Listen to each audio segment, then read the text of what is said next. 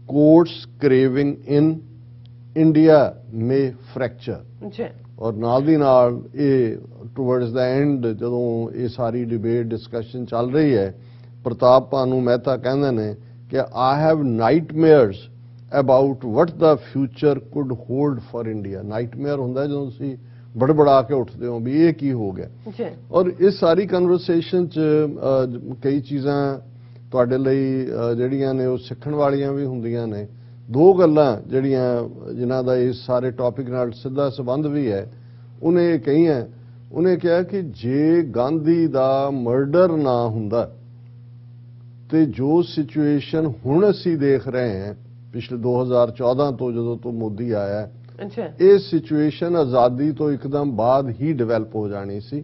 ਮਤਲਬ ਇਹ ਹੈ ਕਿ ਗਾਂਧੀ ਦੇ ਮਾਰਨ ਦੇ ਨਾਲ ਇੰਨਾ ਕੁ ਇੱਕ ਜਿਹੜੀ ਹੈ ਉਹ ਸਿੰਪਥੀ ਵੇਵ ਉਹਦੇ ਲਈ ਪੈਦਾ ਹੋਈ ਔਰ ਆਰਐਸਐਸ ਜਾਂ ਹਿੰਦੂ ਮਹਾਸਭਾ ਦੀ ਆਈਡੀਓਲੋਜੀ ਲਈ ਇੰਨੀ ਕੁ ਹਿੱਟਡ ਪੈਦਾ ਹੋਈ ਕਿ ਜੋ ਕੁਝ ਇਹਨਾਂ ਨੇ ਹੁਣ ਸ਼ੁਰੂ ਕੀਤਾ ਆ ਕੇ, ਵੈਸੇ ਤਾਂ 90 ਸ਼ੁਰੂ ਕਰ ਦਿੱਤਾ ਜਦੋਂ ਬਾਬਰੀ ਮਸਜਿਦ ਢਾਈ ਜਾਂਦੀ ਹੈ, ਤੇ ਉਹਨੇ ਕਿਹਾ ਕਿ ਇਹ ਜਿਹੜੀ ਨਫ਼ਰਤ ਫੈਲਾਉਣ ਵਾਲੇ ਨੇ ਜਾਂ ਹਿੰਦੂਤਵਾ ਦੇ ਉੱਤੇ ਖੜੇ ਨੇ, ਇਹ ਜਿਹੜੇ ਨੇ ਇਹ ਇੱਕਦਮ ਬਾਅਦ ਇਹਨਾਂ ਦਾ ਜਿਹੜਾ ਉਹ ਪਸਾਰਾ ਹੋ ਜਾਣਾ ਸੀ। ਔਰ ਇਹ ਗੱਲ ਬੜੀ ਯੂਨੀਕ ਹੈ ਕਿਉਂਕਿ ਜਦੋਂ ਤੁਸੀਂ ਇਹ ਦੇਖਦੇ ਹੋ ਵੀ ਜਿਵੇਂ ਅੱਜ ਅਸੀਂ ਦੇਖਦੇ ਹਾਂ ਕਿ ਜੇ ਆਰਐਸਐਸ ਜਾਂ ਹਿੰਦੂਤਵਾ ਦਾ ਆਪਣੀ ਆਈਡੀਓਲੋਜੀ ਤੇ ਖੜਾ ਹੈ ਜੋ 100 ਸਾਲ ਤੋਂ ਉਹਨਾਂ ਦੀ ਹੈ, ਪਰ ਜੇ ਰਾਹੁਲ ਗਾਂਧੀ ਜੈਪੁਰ ਦੇ ਵਿੱਚ 3 ਚੀਫ ਮਿਨਿਸਟਰਸ ਜਿਨ੍ਹਾਂ ਚੋਂ ਇੱਕ ਟਰਾਈਬਲ ਹੈ, ਇੱਕ ਸਿੱਖ ਹੈ, ਇੱਕ ਅਦਰਵਾਈਜ਼ ਹੈ, ਉਹ ਖਲੋ ਕੇ ਕਹਿੰਦਾ ਹੈ ਕਿ ਸਾਰਾ ਦੇਸ਼ ਹਿੰਦੂ ਹੈ, ਇਹ ਹਿੰਦੂਆਂ ਦਾ ਦੇਸ਼ ਹੈ, ਇਹ ਸਭਾ 'ਚ ਵੀ ਸਾਰੇ ਹਿੰਦੂ ਬੈਠੇ ਨੇ, ਸਾਡੀ ਲੜਾਈ ਤਾਂ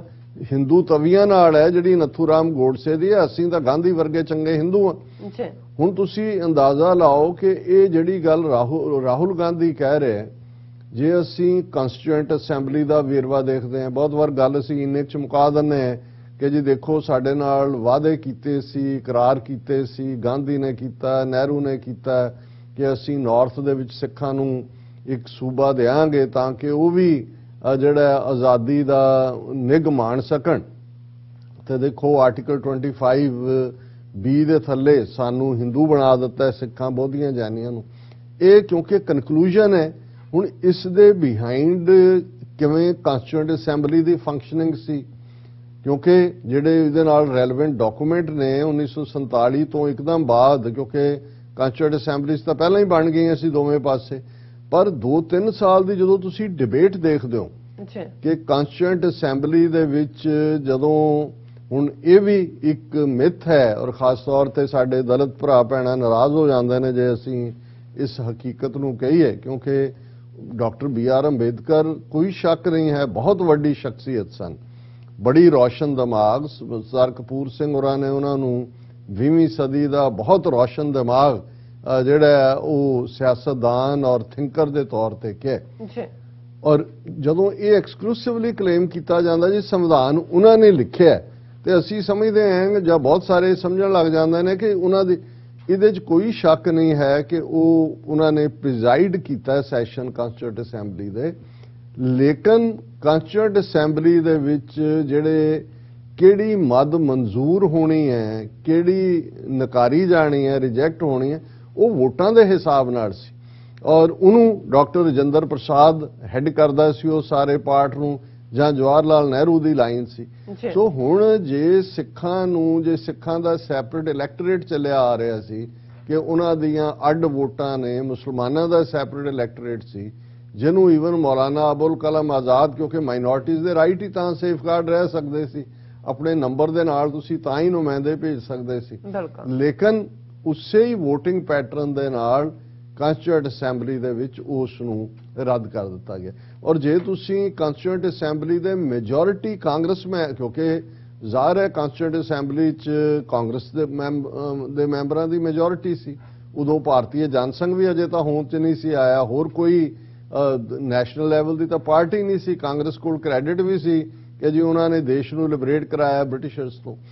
ਲੇਕਿਨ ਕਿਸ ਹੱਦ ਤੱਕ ਈਵਨ ਕਾਂਗਰਸ ਦੇ ਵਿੱਚ ਜਿਹੜਾ ਕਮਿਊਨਲ ਥਾਟ ਵਾਲੇ ਹਿੰਦੂ ਨੁਮਾਇੰਦੇ ਸਨ, ਉਹ ਜੇ ਉਸ ਦੀ ਗੱਲ ਈਵਨ ਕਨਸਟੀਟਿਊਐਂਟ ਅਸੈਂਬਲੀ ਤੋਂ ਵੀ ਪਹਿਲਾਂ ਕਰੀਏ ਕਿ ਜਦੋਂ ਪ੍ਰਾਈਮ ਮਿਨਿਸਟਰ ਨਹਿਰੂ ਤੇ ਪਟੇਲ ਇਹਦੇ ਚੋਂ ਕੌਣ ਬਣਨਾ ਚਾਹੀਦਾ, ਹੁਣ ਜ਼ਾਹਰ ਹੈ ਜੇ ਹਿੰਦੂ ਤਵੀਆਂ ਨੇ ਈਡੀ ਵੱਡੀ ਮੂਰਤੀ ਭਾਵੇਂ ਚੀਨ ਤੋਂ ਹੀ ਬਣਵਾ ਕੇ ਕਰੋੜਾਂ ਰੁਪਏ ਖਰਚ ਕਰਕੇ ਲਿਆਂਦੀ ਆ ਪਟੇਲ ਦੀ, ਪਟੇਲ ਤਾਂ ਕਾਂਗਰਸ ਦੇ ਵਿੱਚ ਸੀ ਔਰ ਪਟੇਲ ਨੇ ਸਭ ਤੋਂ ਪਹਿਲਾਂ ਗਾਂਧੀ ਦੇ ਮਰਡਰ ਤੋਂ ਬਾਅਦ ਆਰਐਸਐਸ ਨੂੰ ਬੈਨ ਕੀਤਾ, ਪਰ ਇਹਦੇ ਬਾਵਜੂਦ ਹਿੰਦੂ ਤਵੀਆਂ ਦਾ ਕਿਉਂ ਪਟੇਲ ਡਾਰਲਿੰਗ ਹੈ? ਜੇ ਇਸ ਹਕੀਕਤ ਨੂੰ ਦੇਖਣਾ ਹੋਏ ਕਿ ਵੀ ਪਟੇਲ ਔਰ ਨਹਿਰੂ ਚੋਂ ਕੌਣ ਜਿਹੜਾ ਹੈ ਉਹ ਪ੍ਰਾਈਮ ਮਿਨਿਸਟਰ ਬਣਨਾ ਚਾਹੀਦਾ ਹੈ, ਤੇ ਜਿੰਨੇ ਵੀ ਉਹਨਾਂ ਦੇ ਕਾਂਗਰਸ ਵਰਕਿੰਗ ਕਮੇਟੀ ਦੇ ਮੈਂਬਰ ਸੀ, ਮੈਨੂੰ ਐਗਜ਼ੈਕਟ ਯਾਦ ਨਹੀਂ, ਜੇ 21 ਮੈਂਬਰ ਸੀ ਤੇ ਸਿਰਫ ਇੱਕ ਮੌਲਾਨਾ ਅਬੁਲ ਕਲਾਮ ਆਜ਼ਾਦ ਜਿਹੜਾ ਹੈ ਉਹ ਜਾਂ ਇੱਕ ਆਚਾਰੀਆ ਕਿਰਪਲਾਨੀ ਉਹ ਨਹਿਰੂ ਦੇ ਹੱਕ ਸੀ 2 ਮੈਂਬਰ, ਬਾਕੀ ਦੇ 19 ਮੈਂਬਰ ਹੀ ਪਟੇਲ ਨੂੰ ਮਰਾਉਣਾ ਚਾਹੁੰਦੇ ਸੀ। ਜਦੋਂ ਕਿ ਗਾਂਧੀ ਨੇ ਫਿਰ ਜਿਵੇਂ ਉਹਦੀ ਆਦਤ ਸੀ ਵੀਟੋ ਕਰਨ ਦੀ, ਕਿਉਂਕਿ ਗਾਂਧੀ ਲੌਂਗ ਟਰਮ ਸਮਝਦਾ ਸੀ ਕਿ ਜਿਹੜੀ ਗੱਲ ਇਮੀਡੀਏਟ ਬਾਅਦ ਜਿਹੜੀ ਅੱਜ ਇਹ ਗੱਲ ਪ੍ਰਤਾਪ ਭਾਨੂ ਮਹਿਤਾ ਕਹਿ ਰਹੇ ਨੇ ਕਿ ਉਦੋਂ ਹੀ ਕਲੈਪਸ ਹੋ ਜੇ, ਪਟੇਲ ਵੀ ਬਣ ਜਾਂਦਾ ਪ੍ਰਾਈਮ ਮਿਨਿਸਟਰ, ਫਿਰ ਵੀ ਜੋ ਅੱਜ ਹਾਲਾਤ ਅਸੀਂ ਦੇਖ ਰਹੇ ਹਾਂ ਇਹ ਇਵੇਂ ਹੀ ਹੋ ਜਾਣੇ ਸੀ। ਸੋ ਗਾਂਧੀ ਨੇ ਬਾਕੀਆਂ ਨੂੰ ਸੱਦ ਕੇ ਕਿਹਾ ਕਿ ਨਹੀਂ, ਪ੍ਰਾਈਮ ਮਿਨਿਸਟਰ ਨਹਿਰੂ ਹੀ ਬਣੇਗਾ। ਸੋ ਉਸ ਤੋਂ ਤੁਸੀਂ ਅੰਦਾਜ਼ਾ ਲਾਓ ਕਿ ਜੇ ਉਹਨਾਂ ਦੇ 20 ਚੋਂ 17 ਮੈਂਬਰ ਉਦੋਂ ਵੀ ਉਸ ਹਿੰਦੂ ਫੈਨੇਟਿਕ ਪੋਲਿਟਿਕਸ ਦੇ ਜਿਹੜਾ ਮੁਜੱਸਮਾ ਸੀ ਕਾਂਗਰਸ ਦੇ ਵਿੱਚ ਪਟੇਲ, ਉਹਦੇ ਹਮਾਇਤੀ ਸੀ, ਤੇ ਫਿਰ ਕਾਂਗਰਸ ਕਿਹੜੇ ਪਾਸਿਓਂ ਸੈਕੂਲਰਿਜ਼ਮ ਨਾਲ ਯਕੀਨ ਰੱਖਣ ਵਾਲੇ ਇਹਨਾਂ ਦੇ ਬੰਦੇ ਸੀ। ਔਰ ਇਹੀ ਨਹੀਂ, ਜਿਹੜੀ ਦੂਸਰੀ ਗੱਲ ਪ੍ਰਤਾਪ ਭਾਨੂ ਮਹਿਤਾ ਨੇ ਬੜੀ ਅਹਿਮੀਅਤ ਵਾਲੀ ਕਹੀ, ਉਹਨੂੰ ਜਦੋਂ ਪੁੱਛਿਆ ਵੀ ਅੱਜ ਭਾਰਤ ਕੀ ਹੈ ਤੇ ਉਹਨੇ ਕਿਹਾ ਜੀ ਜੋ 1930ਵਿਆਂ ਦੇ ਵਿੱਚ ਸੀ। ਹੁਣ ਅਸੀਂ ਅਕਸਰ ਨਾਜ਼ੀ ਜਰਮਨੀ ਦੀ ਗੱਲ ਕਰਦੇ ਹਾਂ, ਕਹਿੰਦੇ ਹਾਂ ਕਿ ਜੀ ਜੋ ਹਾਲ ਨਾਜ਼ੀ ਜਰਮਨੀ ਦਾ 1930ਵਿਆਂ 'ਚ ਸੀ ਉਹਦੇ ਵੱਲ ਮੋਦੀ ਲਿਜਾ ਰਿਹਾ ਜਾਂ ਅੱਜ ਫਾਸ਼ਿਸਟ ਰਜੀਮ, ਲੇਕਿਨ ਔਰ ਪਾਕਿਸਤਾਨ ਦੀ ਗੱਲ ਕਰਦੇ ਹਾਂ ਵੀ ਇਸ ਗੱਲ ਦਾ ਧਿਆਨ ਰਹੇ ਕਿ ਜੇ 1936 ਦੀਆਂ ਇਲੈਕਸ਼ਨਾਂ ਤੋਂ ਬਾਅਦ ਜਦੋਂ ਕਿ ਕਾਂਗਰਸ ਨੇ ਮੈਜੋਰਟੀ ਪ੍ਰੋਵਿੰਸਸ 'ਚ ਆਪਣੀ ਸਰਕਾਰ ਬਣਾਈ, ਮੁਸਲਿਮ ਲੀਗ ਤਾਂ ਅਜੇ ਆਪਣੇ ਆਪ ਨੂੰ ਐਸਟੈਬਲਿਸ਼ ਨਹੀਂ ਸੀ ਕਰ ਸਕੀ, ਔਰ ਜਿੱਥੇ ਜਿੱਥੇ ਕਾਂਗਰਸ ਦੀ ਹਕੂਮਤ ਬਣੀ, ਅੱਜ ਜਦੋਂ ਅਸੀਂ ਕਹਿੰਦੇ ਹਾਂ ਜੀ ਸਕੂਲਾਂ 'ਚ ਗੀਤਾ ਦੇ ਸ਼ਲੋਕ ਜ਼ਰੂਰੀ ਕਰ ਦਿੱਤੇ ਨੇ, ਜਿਵੇਂ ਹਰਿਆਣੇ 'ਚ ਕੀਤੇ ਨੇ, ਸੂਰਜ ਨੂੰ ਨਮਸਕਾਰ ਕਰਨ ਦਾ ਜਿਹੜਾ ਉਹ ਜ਼ਰੂਰੀ ਕਰ ਦਿੱਤਾ ਹੈ, ਜਾਂ ਖਾਣਾ ਕੀ ਹੈ ਕੀ ਨਹੀਂ, ਗਊ ਮੂਤਰ ਤੋਂ ਲੈ ਕੇ ਗਊ ਮਾਸ ਤੱਕ ਜਿਹੜਾ ਉਹ ਗਊ ਮਾਸ ਵਰਜਤ ਹੈ, ਗਊ ਮੂਤਰ ਜਿਹੜਾ ਗਊ ਦਾ ਦੁੱਧ ਸੁੱਟਿਆ ਜਾ ਸਕਦਾ, ਉਹ ਬੁੱਤਾਂ ਦੇ ਉੱਤੇ ਤੁਸੀਂ ਉਹਨੂੰ ਨਵਾ ਦਿਓ, ਲੇਕਿਨ ਗਊ ਦਾ ਮੂਤਰ ਜਿਹੜਾ ਉਹ ਸਾਰੀਆਂ ਬਿਮਾਰੀਆਂ ਦਾ ਇਲਾਜ ਹੈ। ਔਰ ਇਸੇ ਤਰ੍ਹਾਂ ਇਹ ਕਾਂਗਰਸ ਦੀ 1936 ਦੀ ਜਿਹੜੇ ਸੂਬੇ 'ਚ ਹਕੂਮਤ ਬਣੀ, ਐਕਸਟ੍ਰੀਮ ਹਿੰਦੂ ਏਜੰਡਾ ਜਿਹੜਾ ਅੱਜ ਇੰਪਲੀਮੈਂਟ ਕਰ ਰਹੇ ਨੇ, ਉਹਨਾਂ ਹਕੂਮਤਾਂ ਦੇ ਵਿੱਚ ਇਸ ਕਿਸਮ ਦੇ ਬਿੱਲ ਪਾਸ ਕੀਤੇ ਗਏ। ਔਰ ਇਹ ਉਹ ਪੀਰੀਅਡ ਸੀ ਜਦੋਂ ਕਿ ਹਾਲਾਂਕਿ ਬੇਸ਼ੱਕ ਪਾਕਿਸਤਾਨ ਦਾ ਥਾਟ ਜਿਹੜਾ ਇਲਾਹਾਬਾਦ ਦੀ ਮੁਸਲਿਮ ਲੀਗ ਦੀ ਕਨਵੈਨਸ਼ਨ 'ਚ ਅਲਾਮਾ ਇਕਬਾਲ ਨੇ ਦਿੱਤਾ ਸੀ, ਲੇਕਿਨ ਉਦੋਂ ਅਜੇ ਇਸ ਥਾਟ ਦੇ ਬਾਹਰ ਨਹੀਂ ਸੀ। ਜੇ 1936 'ਚ ਕਾਂਗਰਸ ਦੀਆਂ ਹਕੂਮਤਾਂ ਸੱਚਮੁੱਚ ਸੈਕੂਲਰ ਏਜੰਡੇ ਤੇ ਹੁੰਦੀਆਂ ਤੇ ਸ਼ਾਇਦ ਕਾਇਦੇ ਆਜ਼ਮ ਵਰਗਾ ਇੱਕ ਸੈਕੂਲਰ ਬੰਦਾ ਉਹ ਪਾਕਿਸਤਾਨ ਵੱਲ ਨਾ ਮੁੜਦਾ। ਉਹਨਾਂ ਨੇ ਦੇਖ ਲਿਆ ਕਿ ਵੀ ਇਹਨਾਂ ਕੋਲ ਅਜੇ ਤਾਂ ਅੰਗਰੇਜ਼ ਇੱਥੇ ਬੈਠੇ ਨੇ, ਅਜੇ ਤਾਂ ਪਾਰਟਲੀ ਉਹਨਾਂ ਨੇ ਤੁਹਾਨੂੰ ਥੋੜੇ ਜਿਹੇ ਰਾਈਟ ਦੇ ਕੇ ਅਸੈਂਬਲੀਆਂ ਬਣਾਉਣ ਦਿੱਤੇ। ਜੇ ਅੱਜ ਇਹ ਹਾਲ ਹੈ ਤੇ ਜਦੋਂ ਇਹਨਾਂ ਦੇ ਕੋਲ ਮੁਕੰਮਲ ਹਕੂਮਤ ਆ ਗਈ, ਇਹ ਤਾਂ ਉਹੀ ਕਰਨਗੇ ਜੋ ਅਲਾਮਾ ਇਕਬਾਲ ਨੇ ਫੀਅਰ ਦਿੱਤਾ ਸੀ ਕਿ ਜੋ ਸਪੈਨਿਸ਼ ਇਨਕੁਇਜ਼ੀਸ਼ਨ ਵੇਲੇ 1492 ਚ ਸਪੇਨ 'ਚ ਮੁਸਲਮਾਨਾਂ ਨਾਲ ਈਸਾਈਆਂ ਨੇ ਕੀਤਾ, ਵੀ ਇਹ ਤਾਂ ਲਿੰਚ ਕਰਕੇ ਮਾਰ ਦੇਣਗੇ ਜਾਂ ਫੋਰਸੀਬਲੀ ਕਨਵਰਟ ਕਰ ਦੇਣਗੇ ਜੋ ਹੁਣ ਕਰਨ ਤੇ ਲੱਗੇ ਹੋਏ ਨੇ। ਸੋ ਇਹ 1936 ਦੀਆਂ ਚੋਣਾਂ 'ਚ ਕਾਂਗਰਸ ਦਾ ਬਿਹੇਵ ਬਿਲਕੁਲ ਉਹੀ ਸੀ ਜੋ ਅੱਜ ਆਰਐਸਐਸ ਦਾ ਬਿਹੇਵ ਹੈ। ਔਰ ਇਸ ਗੱਲ ਨੂੰ ਵੀ ਪ੍ਰਤਾਪ ਭਾਨੂ ਮਹਿਤਾ ਕਹਿ ਰਿਹਾ ਹੈ ਕਿ ਇਹ ਗੱਲ ਕਹਿ ਕੇ ਬੇਸ਼ੱਕ ਉਹ ਇੱਥੋਂ ਤੱਕ ਨਹੀਂ ਗਿਆ, ਬਾਲਕਨਾਈਜ਼ ਲਫ਼ਜ਼ ਨਹੀਂ ਉਹਨੇ ਇਸਤੇਮਾਲ ਕੀਤਾ, ਜਿਹੜਾ ਕਰਨ ਬਾਲਕਨਾਈਜ਼ ਹੁੰਦਾ ਟੁੱਟ ਜਾਣਾ, ਜਿਵੇਂ ਸੋਵੀਅਤ ਯੂਨੀਅਨ 15 ਹਿੱਸਿਆਂ 'ਚ ਟੁੱਟਿਆ ਜਾਂ ਯੂਗੋਸਲਾਵੀਆ ਦੇ 7-8 ਮੁਲਕ ਬਣੇ, ਪਰ ਉਹ ਫ੍ਰੈਕਚਰ ਐਂਡ ਵਾਇਲੈਂਸ, ਹੁਣ ਫ੍ਰੈਕਚਰ ਵੀ ਟੁੱਟਣਾ ਹੀ ਹੁੰਦਾ। ਔਰ ਉਹ ਇਹ ਕਹਿ ਰਿਹਾ ਕਿ ਮੈਂ ਤਾਂ ਰਾਤ ਮੈਨੂੰ ਤਰੀਲੀਆਂ ਆਉਂਦੀਆਂ ਨੇ, ਮੈਂ ਉੱਠ ਕੇ ਬੈਠਦਾ, ਜਿਹਨੂੰ ਨਾਈਟਮੇਅਰ ਇਹ ਹੀ ਹੁੰਦਾ ਕਿ ਡਰੋਣੇ ਖਾਬ ਆਉਂਦੇ ਨੇ ਕਿ ਭਾਰਤ ਕਿਸ ਪਾਸੇ ਜਾ ਰਿਹਾ ਹੈ, ਕਿਉਂਕਿ ਇਹ ਜੋ ਨੀਤੀਆਂ ਇਹਨਾਂ ਨੇ ਇੰਪਲੀਮੈਂਟ ਕੀਤੀਆਂ। ਫਿਰ ਉਹ ਉਹਨੂੰ ਪੁੱਛਦਾ ਕਰਨ ਥਾਪਰ ਕਿ ਵੀ ਤੁਹਾਨੂੰ ਲੱਗਦਾ ਹੈ ਕਿ ਵੀ ਮਾਈਨੋਰਟੀਜ਼ ਦੇ ਲਈ, ਉਹ ਕਹਿੰਦਾ ਨਹੀਂ ਮਾਈਨੋਰਟੀਜ਼ ਤਾਂ ਹੈ ਹੀ ਨਹੀਂ। ਉਹ ਮਤਲਬ ਉਹਦਾ ਮਤਲਬ ਇਹ ਹੈ ਕਿ 80% ਜਿਹੜੇ ਲੋਕ ਨੇ, ਉਹਨੇ ਕਿਹਾ ਵੀ ਇਨ ਦਾ ਐਂਡ ਜਦੋਂ ਇਸ ਕਿਸਮ ਦੀਆਂ ਜਦੋਂ ਇੰਸਟੀਟਿਊਸ਼ਨਸ ਦਾ ਕਲੈਪਸ ਹੁੰਦਾ ਜੀ। ਔਰ ਉਸ ਦਾ ਫੋਕਸ ਵੀ ਖਾਸ ਤੌਰ ਤੇ ਪ੍ਰਤਾਪ ਭਾਨੂ ਮਹਿਤਾ ਦਾ, ਜਿੱਥੇ ਮੀਡੀਆ ਦੇ ਹਵਾਲੇ ਨਾਲ ਉਹਨੇ ਕਿਹਾ ਕਰਨ ਥਾਪਰ ਨੂੰ ਵੀ ਤੇਰੇ ਤੋਂ ਬਿਹਤਰ ਕੌਣ ਜਾਣਦਾ ਕਿ ਮੀਡੀਆ ਦਾ ਜਾਂ ਦੂਜਾ ਲੈਜਿਸਲੇਚਰ ਦਾ ਕੀ ਹੈ, ਉਹ ਕਹਿੰਦੇ ਪਾਰਲੀਮੈਂਟ ਇਰਰੈਲੇਵੈਂਟ ਹੋ ਗਈ। ਬਾਕੀ ਸਾਰੇ ਜਿਹੜੀਆਂ ਨੇ ਜੋ ਕੀਤਾ ਜਾਂਦਾ ਹੈ ਸਪਾਈਂਗ ਜਾਂ ਦੂਜੇ ਤੀਜੇ, ਉਹ ਉਹਨੇ ਕਿਹਾ ਵੀ ਬਾਕੀਆਂ ਦਾ ਵੀ ਫੇਟ ਜਿਹੜਾ ਉਹ ਡੈਮੋਕ੍ਰੇਸੀਜ਼ ਦੇ ਥੱਲੇ ਕੁਝ ਹੋ ਰਿਹਾ। ਲੇਕਿਨ ਖਾਸ ਤੌਰ ਤੇ ਜਦੋਂ ਉਸ ਨੇ ਇਸ ਪਾਸੇ ਵੱਲ ਇਸ਼ਾਰਾ ਕੀਤਾ ਕਿ ਗੱਲ ਇੱਥੇ ਫਿਰ ਰੁਕਦੀ ਨਹੀਂ ਹੁੰਦੀ ਜਦੋਂ ਇਸ ਕਿਸਮ ਦੇ ਲੋਕਾਂ ਦੇ ਹੱਥ 'ਚ ਪਾਵਰ ਆਂਦੀ ਹੈ।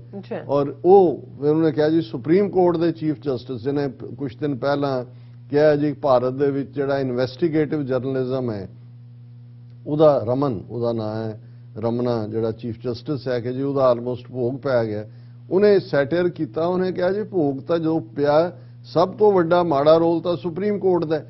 ਜੇ ਸਿਵਲ ਸੁਸਾਇਟੀ ਨੂੰ ਇਹ ਪਤਾ ਹੋਏ ਕਿ ਭਾਈ ਜੇ ਉਹਨਾਂ ਨੇ ਇਨਵੈਸਟੀਗੇਟਿਵ ਜਰਨਲਿਜ਼ਮ ਕੀ ਹੈ, ਸਰਕਾਰ ਨੇ ਅੰਕੜੇ ਦਿੱਤੇ ਨੇ, ਅੰਕੜੇ ਦੇ ਕੇ ਕੋਈ ਸਟੋਰੀ ਜਿਹੜੀ ਆ ਉਹ ਖੜੀ ਕਰ ਦਿੱਤੀ ਹੈ, ਜਿਵੇਂ ਰਾਫੇਲ ਹੈ, ਰਾਫੇਲ ਦੀ ਡੀਲ 60,000 ਕਰੋੜ ਦੀ ਕੀਤੀ, 30,000 ਕਰੋੜ ਆਪਣੇ ਯਾਰ ਅੰਬਾਨੀ ਦੇ ਨਾਂ, ਔਰ ਉਸ ਡਾਇਰੈਕਟ ਜਿਹੜਾ ਪ੍ਰੈਜ਼ੀਡੈਂਟ ਆਫ ਫਰਾਂਸ ਔਰ ਪ੍ਰਾਈਮ ਮਿਨਿਸਟਰ ਮੋਦੀ ਮਿਲਦਾ ਹੈ, ਔਰ ਉਸ ਦੀ ਜਦੋਂ ਬੜੇ ਜਿਹੜੇ ਸਤਿਕਾਰਤ ਲੋਕ ਨੇ ਉਹ ਸੁਪਰੀਮ ਕੋਰਟ 'ਚ ਜਾਂਦੇ ਨੇ, ਸੁਪਰੀਮ ਕੋਰਟ ਕਹਿੰਦਾ ਜੀ ਨਹੀਂ ਸਾਡੀ ਤਸੱਲੀ ਹੈ, ਕੁਝ ਨਹੀਂ ਹੋਇਆ। ਹੁਣ ਇਸ ਸਾਰੇ ਦੇ ਕਿਹਨੇ ਰੋਕ ਦਿੱਤਾ ਹੈ? ਹੁਣ ਇਹੀ ਹਿੰਦੂ ਅਖਬਾਰ ਨੇ ਇੱਕ ਦੋ ਸਟੋਰੀਜ਼ ਇਨੀਸ਼ੀਅਲੀ ਕੱਢੀਆਂ, ਪਰ ਉਹਨਾਂ ਨੇ ਦੇਖਿਆ ਕਿ ਵੀ ਹੁਣ ਸੁਪਰੀਮ ਕੋਰਟ ਨੇ ਮੁੱਢਲੇ ਉਹ ਹੱਕ ਵੀ ਤੋੜ ਦਿੱਤੇ, ਜਿਵੇਂ ਤੁਸੀਂ ਜਿਹੜਾ ਉਹ ਉਹਦੇ 'ਚ ਪੈਟੀਸ਼ਨ ਕਰਦੇ ਹੋ ਕਿ ਭਾਈ ਤੁਹਾਡੀ ਜ਼ਮਾਨਤ ਹੋਏ। ਡਾਕਟਰ ਸੁਧਾ ਜਿਹੜੀ ਟ੍ਰਾਈਬਲ 'ਚ ਕੰਮ ਕਰਨ ਵਾਲੀ ਇੱਕ ਬੜੀ ਰਿਸਪੈਕਟੇਬਲ ਅਮਰੀਕਾ ਜੋ ਗਈ ਹੋਈ ਲੇਡੀ, 3 ਸਾਲ ਤੋਂ ਉਹਦੀ ਜ਼ਮਾਨਤ ਦੀ ਅਰਜ਼ੀ ਜਿਹੜੀ ਆ ਉਹ ਲਟਕਦੀ ਰਹੀ ਹੈ। ਔਰ ਇਹ ਵੀ ਸਾਹਮਣੇ ਆਇਆ ਕਿ ਇਹ ਭੀਮਾ ਕਾਰੇਗਾਂਵ ਸਾਰੇ ਕੇਸ ਦੇ ਵਿੱਚ ਜਿਨ੍ਹਾਂ ਨੂੰ ਫਸਾਇਆ ਗਿਆ, ਜਿਹੜਾ ਪੈਗਾਸਸ ਸਪਾਈਵੇਅਰ ਦੀ ਗੱਲ ਹੁੰਦੀ ਹੈ, ਇਹ ਉਹਨਾਂ ਦੇ ਕੰਪਿਊਟਰਸ ਦੇ ਵਿੱਚ ਰਿਮੋਟ ਦੇ ਰਾਹੀਂ ਉਹਨਾਂ 'ਚ ਪਾਇਆ ਗਿਆ। ਉਹਦੇ 'ਚ ਹੀ ਉਹਦੇ ਤੋਂ ਜਿਹੜਾ ਉਹ ਡਾਕਟਰ ਇਨਵੋਲਵ ਹੈ ਉਹ ਤੋਂ ਲੈਟਰ ਲਿਖਵਾਇਆ ਗਿਆ, ਲੈਟਰ ਖੁਦ ਹੀ, ਕਿਉਂਕਿ ਉਹਦੇ ਕੰਪਿਊਟਰ 'ਚ ਹੈ, ਉਹਦੇ 'ਚ ਹੀ ਉਹਨਾਂ ਨੇ ਖੁਦ ਹੀ ਮਾਓਵਾਦੀਆਂ ਨੂੰ ਲੈਟਰ ਲਿਖਾਇਆ ਔਰ ਫਿਰ ਰੀਡ ਕਰਕੇ ਕਿਹਾ ਜੀ ਇਹ ਤਾਂ ਜਿਹੜਾ ਉਹ ਹਿੰਸਾ ਫੈਲਾ ਰਹੇ ਸੀ, ਔਰ ਜੋ ਭੀਮਾ ਕਾਰੇਗਾਂਵ 'ਚ ਹੋਇਆ, ਭੀਮਾ ਕਾਰੇਗਾਂਵ ਇਹ ਪਲਾਨਡ ਸੀ, ਔਰ ਪਿਛਲੇ 3 ਸਾਲ ਤੋਂ ਉਹ ਕਿੰਨੇ ਹੀ ਜਿਹੜੇ ਨੇ ਰਿਸਪੈਕਟੇਬਲ ਲੋਕ। ਹੁਣ ਇਸ ਸਾਰੇ ਦੀ ਰਿਲੀਫ ਕਿੱਥੋਂ ਮਿਲਣੀ ਸੀ? ਸਿਵਲ ਸੁਸਾਇਟੀ ਜਦੋਂ, ਤਾਂ ਹੀ ਸੁਸਾਇਟੀ ਦੇ ਵਿੱਚ ਜਸਟਿਸ ਲਈ ਲੜਨ ਦੀ ਗੱਲ ਹੁੰਦੀ ਹੈ ਜਦੋਂ ਕੋਰਟ ਸਿਸਟਮ ਤੁਹਾਡੇ ਨਾਲ ਖਲੋਏ। ਸੋ ਉਹਨਾਂ ਨੇ ਸੁਪਰੀਮ ਕੋਰਟ ਤੱਕ ਕਿਸ ਹੱਦ ਤੱਕ ਮੈਨੇਜ ਕਰ ਲਿਆ। ਹੁਣ ਉਹ ਰੰਜਨ ਗੋਗੋਈ ਜਿਹਨੇ ਅਯੁੱਧਿਆ ਮੰਦਿਰ ਬਣਾਉਣ ਦੇ ਆਰਡਰ ਕੱਢੇ, ਜਿਹਦੇ ਤੇ ਜੇ ਮੋਰਲ ਟਰਪੀਚੂਡ ਦਾ ਇਸ਼ੂ ਲੱਗਦਾ ਹੈ ਤੇ ਉਹ ਉਸੇ ਹੀ ਜਿਹੜਾ ਉਹਨੂੰ ਕੇਸ ਨੂੰ ਖੁਦ ਸੁਣਨ ਬਹਿ ਜਾਂਦਾ 2 ਜੱਜਾਂ ਦੇ ਨਾਲ। ਇਹ ਦੁਨੀਆ ਦੀ ਜੂਰਿਸਪ੍ਰੂਡੈਂਸ ਕਦੇ ਨਹੀਂ ਹੋਇਆ ਕਿ ਜਿਹੜਾ ਅਕਿਊਜ਼ਡ ਹੈ ਉਹੀ ਜੱਜ ਵੀ ਬਣ ਜਾਂਦਾ। ਔਰ ਉਹ ਸਾਰੇ ਹੀ ਉਹਨੇ ਇੱਕ ਤੋਂ ਬਾਅਦ ਇੱਕ ਫੈਸਲੇ ਇਸ ਕਿਸਮ ਦੇ ਸੁਣਾਏ, ਔਰ ਬਾਬਰੀ ਮਸਜਿਦ ਢਾਣ ਵਾਲੇ ਸਾਰੇ ਹੀ ਲੋਕ ਬਰੀ ਵੀ ਕਰ ਦਿੱਤੇ, ਸਣੇ ਅਡਵਾਨੀ ਔਰ ਦੂਜੇ ਤੀਜੇ ਦੇ। ਔਰ ਵਿਦਿਨ 6 ਅਜੇ 6 ਮਹੀਨੇ ਵੀ ਨਹੀਂ ਸੀ ਹੋਏ ਉਹਨੂੰ ਰਿਟਾਇਰ ਹੋਇਆ ਕਿ ਉਹ ਅਪਰ ਹਾਊਸ ਦੇ ਵਿੱਚ ਰਾਜ ਸਭਾ ਦੇ ਵਿੱਚ ਪਹੁੰਚ ਜਾਂਦਾ। ਹੁਣ ਇਹ ਜਦੋਂ ਤੁਸੀਂ ਔਰ ਇਹ ਸਾਰੀਆਂ ਐਗਜ਼ਾਮਪਲਸ ਜਿਹੜੀਆਂ ਨੇ ਉਹਨਾਂ ਚੋਂ ਕੁਝ ਉਹ ਕੋਟ ਕਰ ਰਿਹਾ ਹੈ ਮਹਿਤਾ, ਔਰ ਇਹ ਕਹਿ ਰਿਹਾ ਕਿ ਭਾਈ ਇਹ ਸਿਸਟਮ ਦਾ ਖਾਤਮਾ ਹੈ ਔਰ ਇੰਡੀਆ ਜਿਹੜਾ ਹੈ ਉਹ ਨਾਈਟਮੇਅਰ, ਇਹਦਾ ਜੋ ਹੱਲ ਜੋ ਉਹਦਾ ਹਸ਼ਰ ਹੋਣ ਜਾ ਰਿਹਾ ਉਹ ਮੈਨੂੰ ਨਾਈਟਮੇਅਰ ਦਿੰਦਾ। ਔਰ ਮੈਂ ਸਮਝਦਾ ਕਿ ਇੱਕ ਇਸ ਲੈਵਲ ਦੇ ਰਿਸਪੈਕਟੇਬਲ ਐਨਾਲਿਸਟ ਜੋ ਪਿੱਛੇ ਨੂੰ ਸਮਝਦਾ ਹੈ, ਜੋ ਪ੍ਰੈਜ਼ੈਂਟ ਨੂੰ ਦੇਖ ਰਿਹਾ ਹੈ, ਔਰ ਜਿਹੜਾ ਵਿਜ਼ਨਰੀ ਇਹਨੂੰ ਹੀ ਕਿਹਾ ਜਾਂਦਾ ਜੋ ਦੇਖ ਰਿਹਾ ਹੁੰਦਾ ਵੀ ਉਹਦੇ ਚੋਂ ਕੀ ਆ ਰਿਹਾ।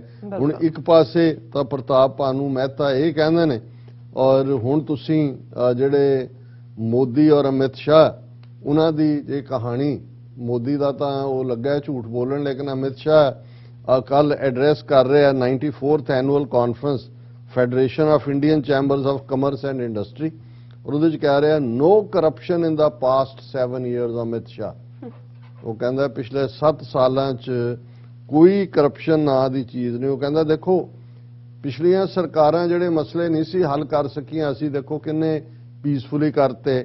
ਅਸੀਂ ਆਰਟੀਕਲ 370 ਖਤਮ ਕਰਤਾ, ਰਾਮ ਜਨਮ ਭੂਮੀ ਟੈਂਪਲ ਬਣਾਤਾ ਵਿਦਆਊਟ ਐਨੀ ਬਲੱਡ ਸ਼ੈਡ, ਬਿਨਾਂ ਖੂਨ ਖਰਾਬੇ ਕੀਤੇ, देखो मतलब साडी सक्सैस। फिर वो कह रहे ईवन ਜਿਹੜੇ क्रिटिक्स ने साडी गवर्नमेंट ਦੇ ਉਹ भी ये ਮੰਨਣਗੇ कि lot of change in 7 years और the government has not been accused of any corruption. ਹੁਣ ਤੁਸੀਂ ਮੈਨੂੰ याद है मेरे मित्र शेख साहब वो एक बार आए और वो कैनेडा ਦੇ मैं ਹੁਣ ਨਾਂ ਨਹੀਂ ਲੈਣਾ नहीं ਤਾਂ ਉਹਨਾਂ ਦੇ ਬ੍ਰਾਂਡ ਦੀ ਬਦਨਾਮੀ ਹੁੰਦੀ ਹੈ। ਉੱਥੋਂ ਰਸਗੁੱਲੇ ਆਉਂਦੇ ਨੇ ਬੜੇ ਲੋਕ ਖਾਂਦੇ ਨੇ ਤੇ ਉਹ ਸਾਹਮਣੇ ਮੈਂ ਥੋੜੀ ਦੇਰ ਉੱਠ ਕੇ ਗਿਆ ਤਾਂ ਮੈਨੂੰ ਆਵਾਜ਼ ਆਈ ਜ਼ੋਰ ਜ਼ੋਰ ਦੀ ਹੱਸ ਰਹੇ ਸੀ। ਮੈਂ ਆਇਆ ਮੈਂ ਕਿਹਾ ਜੀ ਕੀ ਹੋਇਆ। ਉਹਨਾਂ ਨੇ ਉਹ ਡੱਬਾ ਹੱਥ 'ਚ ਫੜਿਆ ਹੋਇਆ ਜਿਹਦੇ ਤੇ ਰਸਗੁੱਲੇ ਸੀ ਪੈਕ ਤੇ ਉਹਦੇ ਤੇ ਲਿਖਿਆ ਹੋਇਆ ਕੈਲੋਰੀਜ਼ ਜ਼ੀਰੋ। ਉਹ ਕਹਿੰਦੇ ਵੀ ਇਹ ਮੈਨੂੰ ਪਸੰਦ ਆਇਆ ਕਿ ਵੀ ਹੁਣ ਤੁਸੀਂ 300 ਕੋ 400 ਕੋ ਘਟਾ ਕੇ ਉਹ ਕਹਿੰਦਾ ਹੈ ਹੀ ਨਹੀਂ ਕੈਲੋਰੀ। ਚਲੋ ਗੱਲ ਹੀ ਮੁਕਾ ਦਿਓ। ਹੁਣ ਉਹ ਕਹਿੰਦਾ ਵੀ 7 ਸਾਲ ਚ ਕੋਈ ਕਰਪਸ਼ਨ ਦਾ ਕਹਿੰਦੇ ਦੇਖੋ ਸਾਡੇ ਤੇ ਕੋਈ ਚਾਰਜ ਥੋੜੀ ਲੱਗਾ। ਉਹ ਰਫੇਲ ਤੋਂ ਲੈ ਕੇ ਤੇ ਜੋ ਮੋਦੀ ਗਾਦੀਆ ਵਿਜੇ ਮਲਾਇਆ ਜੋ ਸਾਰਾ ਪਰ ਹੁਣ ਇਹੀ ਅਮਿਤ ਸ਼ਾਹ ਹੈ ਜਦੋਂ ਇਹਨੂੰ ਪੁੱਛਿਆ ਗਿਆ ਜੀ ਮੋਦੀ ਨੇ ਤਾਂ ਜਿਹੜਾ 15-15 ਲੱਖ ਕਿਹਾ ਸੀ ਕਿ ਸਵਿਸ ਬੈਂਕਾਂ ਚੋਂ ਕਾਲਾ ਧਨ ਆਏਗਾ ਉਹ ਆਇਆ ਨਹੀਂ। ਕਹਿੰਦਾ ਅਰੇ ਕੀ ਬਾਤ ਉਹ ਤਾਂ ਇੱਕ ਜੁਮਲਾ ਥਾ। ਹੁਣ ਇਹੀ ਖਬਰ ਜਦੋਂ ਅਸੀਂ ਇਹਨੇ ਹੋਰ ਵੀ ਗੱਲਾਂ ਕੀਤੀਆਂ ਪਰ ਇਹੀ ਜ਼ਿਆਦਾ ਰੈਲੇਵੈਂਟ ਹੈ।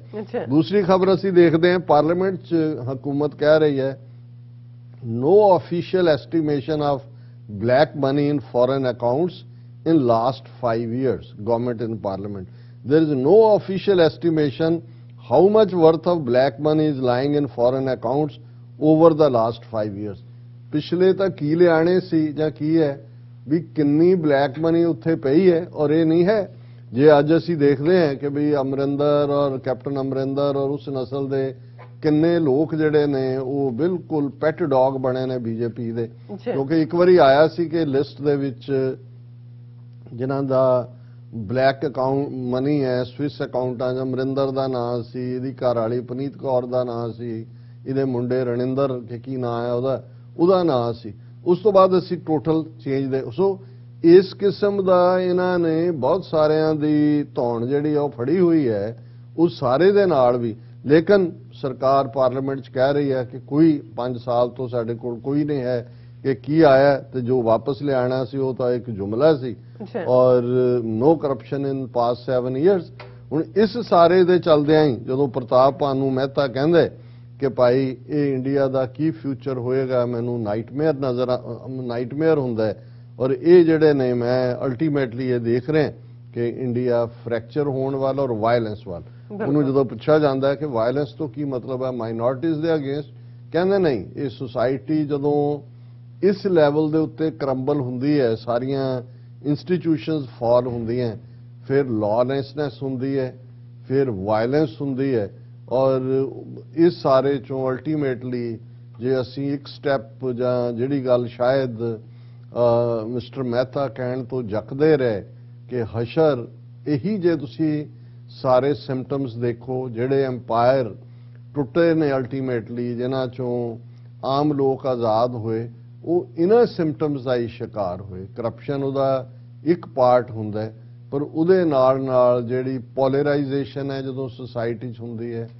ਸੈਂਟਰ ਵੀਕ ਹੁੰਦਾ ਚਲਾ ਜਾਂਦਾ ਹੈ ਔਰ ਹੌਲੀ ਹੌਲੀ ਤੁਸੀਂ ਲੋਕਾਂ ਦੀ ਡਾਈਸੈਂਟ ਨੂੰ ਦੱਬਣ ਦੇ ਲਈ ਫੌਜ ਦਾ ਇਸਤੇਮਾਲ ਕਰਦੇ ਹੋ ਔਰ ਇਹ ਕੋਈ ਜਿਹੜਾ ਸ਼ੱਕ ਸ਼ੁਬਾ ਨਹੀਂ ਹੈ ਜਦੋਂ ਅਜੀਤ ਡੋਵਲ 130 ਦੇ ਕਰੀਬ ਜਿਹੜੇ ਪਾਸ ਆਊਟ ਹੋ ਰਹੇ IPS ਨੇ ਉਹਨਾਂ ਦੀ ਪੈਰੇਡ ਨੂੰ ਜਿਹੜਾ ਹੈ ਉਸ ਐਡਰੈਸ ਕਰਦੇ ਆ ਕਹਿੰਦਾ ਕਿ ਹੁਣ ਦੀਆਂ ਜੰਗਾਂ ਜਿਹੜੀਆਂ ਨੇ ਉਹ ਬਾਰਡਰ ਤੇ ਨਹੀਂ ਲੜੀਆਂ ਜਾਂਦੀਆਂ ਉੱਥੇ ਕੋਈ ਲੂਜ਼ਰ ਵਿਨਰ ਨਹੀਂ ਹੁੰਦਾ ਹੁਣ ਲੜਾਈ ਸਿਵਲ ਸੁਸਾਇਟੀ ਦੇ ਖਿਲਾਫ ਹੈ ਜਿਹੜੀ ਦੇਸ਼ ਨੂੰ ਤੋੜਨ ਦੇ ਲਈ ਇੱਕ ਇਨਸਟਰੂਮੈਂਟ ਬਣਦੀ ਹੈ। ਸੋ ਮਤਲਬ ਇਹ ਨਹੀਂ ਹੈ ਕਿ ਵੀ ਇਸ ਗੱਲ ਦਾ ਪ੍ਰਤਾਪ ਭਾਨੂ ਮਹਿਤਾ ਨੂੰ ਪਤਾ ਹੈ ਜਿਹੜਾ ਦੁਸ਼ਮਣ ਹੈ ਹਿੰਦੂਤਵੀ ਤਾਕਤਾਂ ਜਿਨ੍ਹਾਂ ਦੇ ਕੋਲ ਪੋਲੀਟੀਕਲ ਪਾਵਰ ਹੈ ਉਹਨਾਂ ਨੇ ਵੀ ਬੜਾ ਕਲੀਅਰ ਮਿੱਥਿਆ ਉਹਨਾਂ ਨੂੰ ਪਤਾ ਹੈ ਵੀ ਆਉਣ ਵਾਲੇ ਪੀਰੀਅਡ 'ਚ ਜਦੋਂ ਇਹ ਹੁਣ ਫ੍ਰੈਕਚਰ ਐਂਡ ਵਾਇਲੈਂਸ ਹੋਣਾ ਤੇ ਉਹਨਾਂ ਨੇ ਆਲਰੇਡੀ ਫੌਜ ਔਰ ਪੁਲਿਸ ਨੂੰ ਤਿਆਰ ਕਰ ਰਹੇ ਨੇ ਕਿ ਹੁਸ਼ ਕਰਕੇ ਤੁਸੀਂ ਜਿਹੜਾ ਉਹ ਕੁੱਤਿਆਂ ਵਾਂਗ ਉਹ ਝਪਟ ਪਾਓ ਆਪਣੀ ਪਰਜਾ ਦੇ ਉੱਤੇ ਔਰ ਇਹੀ ਜਦੋਂ ਇਹ ਲੁੱਟ ਕਸੁੱਟ ਦਾ ਦੌਰ ਹੁੰਦਾ ਫਿਰ ਹੀ ਐਮਪਾਇਰ ਜਿਹੜੇ ਨੇ ਉਹ ਡਿਸਟਰੋਏ ਹੁੰਦੇ ਨੇ ਔਰ ਇਸੇ ਹੀ ਜਿਹੜਾ ਐਟੀਟਿਊਡ ਨੂੰ ਜਦੋਂ ਗੁਰੂ ਨਾਨਕ ਸਾਹਿਬ ਨੇ ਬਿਆਨਿਆ ਸੀ ਉਦੋਂ ਲੋਧੀ ਪਠਾਣਾ ਦੀ ਹਕੂਮਤ ਸੀ, ਜਿਹੜੇ ਆਲਮੋਸਟ ਮਹਿਮੂਦ ਗਜ਼ਨਵੀ ਤੋਂ ਬਾਅਦ ਜਿਹੜਾ ਉਹ ਐਸਟੈਬਲਿਸ਼ਡ ਮਹਿਮੂਦ ਗਜ਼ਨਵੀ ਤਾਂ ਲੁੱਟ ਕੇ ਚਲਾ ਜਾਂਦਾ ਸੀ, ਲੇਕਿਨ ਮੁਹੰਮਦ ਗੌਰੀ ਨੇ ਜਿਹੜਾ 11ਵੀਂ ਸਦੀ ਤੱਕ ਪਹੁੰਚਦੇ ਆ ਐਸਟੈਬਲਿਸ਼ ਕਰ ਦਿੱਤਾ ਹੈ। ਤੇ ਜੇ 16ਵੀਂ ਸਦੀ ਤੱਕ ਪਹੁੰਚਦੇ ਆ 1526 ਤੱਕ ਉਹ ਵਿੱਚ ਵਿਚਾਲੇ ਕੋਈ ਐਬਕ, ਕੋਈ ਦਾਸ ਡਾਇਨੈਸਟੀ, ਕੋਈ ਅਲਾਉਦੀਨ ਖਿਲਜੀ, ਕੋਈ ਦੂਜੇ ਰਹੇ, ਲੇਕਿਨ ਉਹਨਾਂ ਦੀ ਸੀ, ਕੋਈ ਉਸ ਤੋਂ ਬਿਯੋਂਡ ਨਹੀਂ ਸੀ। ਲੇਕਿਨ ਜੇ ਮੁਗਲ ਆਂਦੇ ਨੇ ਤੇ ਉਦੋਂ ਤੱਕ ਹਾਲ ਇਹ ਹੋ ਚੁੱਕਾ ਸੀ, ਜੋ ਜਿਸ ਪਾਸੇ ਵਾਲਾ ਅੱਜ ਇੰਡੀਆ ਜਾ ਰਿਹਾ ਹੈ ਕਿ ਰਾਜੇ ਸ਼ੀਂ ਮੁਕੱਦਮ ਕੁੱਤੇ, ਜਾਏ ਜਗਾਇਨ ਬੈਠੇ ਸੁੱਤੇ, ਚਾਕਰ ਨਹਿੰਦਾ ਪਾਇਨ ਘਾਓ, ਰਤ ਪਿੱਤ ਕੁੱਤਿਓ ਚੱਟ ਜਾਓ। ਅੱਜ ਤੁਸੀਂ ਜੇ ਮੋਦੀ ਦੀ ਮਸ਼ੀਨਰੀ, ਲੈਜਿਸਲੇਚਰ, ਜੁਡੀਸ਼ਰੀ, ਮੀਡੀਆ ਔਰ ਕਾਮਨ ਜਿਹੜੀ ਇਸ ਵੇਲੇ ਵੇਵ ਹੈ, ਕੋਈ ਕਿਸੇ ਦੀ ਅਕਾਊਂਟੇਬਿਲਿਟੀ ਨਹੀਂ ਹੈ, ਕੋਈ ਆਨਸਰੇਬਿਲਿਟੀ ਨਹੀਂ ਹੈ, ਚਾਰ ਚਫੇਰੇ ਲੁੱਟ ਦਾ ਜਿਹੜਾ ਬਾਜ਼ਾਰ ਹੈ ਉਹ ਪੂਰੀ ਤਰ੍ਹਾਂ ਗਰਮ ਹੈ। ਔਰ ਇਹੀ ਫਿਰ ਜੇ ਬੀਤੀਆਂ ਸਲਤਨਤਾਂ ਦੀ ਤਬਾਹੀ ਦਾ ਕਾਰਨ ਬਣਿਆ ਤੇ ਕੋਈ ਸ਼ੱਕ ਸ਼ੁਬਾ ਨਹੀਂ ਹੋਣਾ ਚਾਹੀਦਾ ਕਿ ਇਹ ਵੀ ਜਿਹੜਾ ਭਾਰਤ ਇੱਕ ਜਿਓਗ੍ਰਾਫੀਕਲ ਐਂਟੀਟੀ ਜਿਹੜੀ ਜਾਣ ਲੱਗੇ ਇੱਕ ਐਡਮਿਨਿਸਟ੍ਰੇਟਿਵ ਯੂਨਿਟ ਨੂੰ ਅੰਗਰੇਜ਼ ਇਹਨਾਂ ਦੇ ਹਵਾਲੇ ਕਰ ਗਏ, ਇਹ ਵੀ 15 ਤੋਂ ਜ਼ਿਆਦਾ ਟੁਕੜਿਆਂ ਦੇ ਵਿੱਚ ਵੰਡੀ ਜਾਏਗੀ। ਇਹ ਇੱਕ ਨਿਸ਼ਚੈਵਾਚਕ ਸੱਚ ਹੈ, ਅਲਟੀਮੇਟ ਟਰੂਥ ਹੈ। ਜੀ ਡਾਕਟਰ ਸਾਹਿਬ, ਤੁਹਾਡਾ ਬਹੁਤ ਬਹੁਤ ਸ਼ੁਕਰੀਆ। ਤੁਸੀਂ ਆਪਣੇ ਵਿਚਾਰ ਸਾਡੇ ਦਰਸ਼ਕਾਂ ਨਾਲ ਸਾਂਝੇ ਕੀਤੇ ਨੇ। ਸੋ ਇੱਥੇ ਲੈਣੇ ਬ੍ਰੇਕ ਤੋਂ ਜਾਣ ਤੋਂ ਪਹਿਲਾਂ ਅਸੀਂ ਆਪਣੇ ਦਰਸ਼ਕਾਂ ਤੇ ਸਰੋਤਿਆਂ ਨੂੰ ਅਪੀਲ ਤੇ ਬੇਨਤੀ ਕਰਦੇ ਹਾਂ ਵਿਊਅਰਸ, ਜਿਸ ਤਰ੍ਹਾਂ ਕਿ ਤੁਸੀਂ ਜਾਣਦੇ ਹੋ ਕਿ ਟੀਵੀ 84 ਹੱਕ ਸੱਚ ਇਨਸਾਫ ਦੀ ਜਿਹੜੀ ਆਵਾਜ਼ ਹੈ ਉਹ ਬੁਲੰਦ ਕਰ ਰਿਹਾ। ਇਹ ਆਵਾਜ਼ ਤੁਹਾਡੇ ਪਿਆਰ ਸਦਕਾ, ਤੁਹਾਡੇ ਵਿਸ਼ਵਾਸ ਸਦਕਾ, ਤੁਹਾਡੇ ਡੋਨੇਸ਼ਨ ਸਦਕਾ ਹੀ ਹੋ ਰਹੀ ਹੈ। ਸੋ ਅਸੀਂ ਚਾਹਾਂਗੇ ਕਿ ਤੁਸੀਂ ਟੀਵੀ 84 ਦੀ ਚੜ੍ਹਦੀ ਕਲਾ ਲਈ ਵੱਧ ਤੋਂ ਵੱਧ ਡੋਨੇਟ ਕਰੋ। ਡੋਨੇਟ ਕਰਨ ਲਈ ਸਾਡੀ ਵੈਬਸਾਈਟ tv84.tv ਤੇ ਜਾ ਕੇ ਪੇਪਲ ਦੀ ਵਰਤੋਂ ਕਰਕੇ ਵਨ ਟਾਈਮ ਡੋਨੇਟ ਕਰ ਸਕਦੇ ਹੋ, ਮੰਥਲੀ ਡੋਨੇਟ ਵੀ ਕਰ ਸਕਦੇ ਹੋ। ਤੁਸੀਂ ਟੀਵੀ 84 ਦੇ ਨਾਮ ਤੇ ਚੈੱਕ ਬਣਾ ਕੇ ਸਾਨੂੰ ਮੇਲ ਵੀ ਕਰ ਸਕਦੇ ਹੋ ਸਾਡੇ ਇਸ ਪਤੇ ਤੇ 36-01 37th Avenue, Long Island City, New York 11101 USA, ਜਾਂ ਫਿਰ ਤੁਸੀਂ ਸਾਨੂੰ ਫੋਨ ਰਾਹੀਂ ਵੀ ਸੰਪਰਕ ਕਰ ਸਕਦੇ ਹੋ ਸਾਡੇ ਫੋਨ ਨੰਬਰ ਤੇ 5166191984। ਤੁਸੀਂ ਸਾਨੂੰ ਈਮੇਲ ਵੀ ਕਰ ਸਕਦੇ info@tv84.tv ਤੇ। ਅਸੀਂ ਤੁਹਾਡੇ ਤਹਿ ਦਿਲ ਤੋਂ ਸ਼ੁਕਰਗੁਜ਼ਾਰ ਹੋਵਾਂਗੇ। ਸੋ ਇੱਥੇ ਲੈਣੇ ਬ੍ਰੇਕ ਵਿਊਅਰਸ, ਤੁਸੀਂ ਇਸੇ ਤਰ੍ਹਾਂ ਬਣੇ ਰਹਿਣਾ। ਮਿਲਦੇ ਹਾਂ ਛੋਟੇ ਜਿਹੇ ਵਕਫੇ ਤੋਂ ਬਾਅਦ।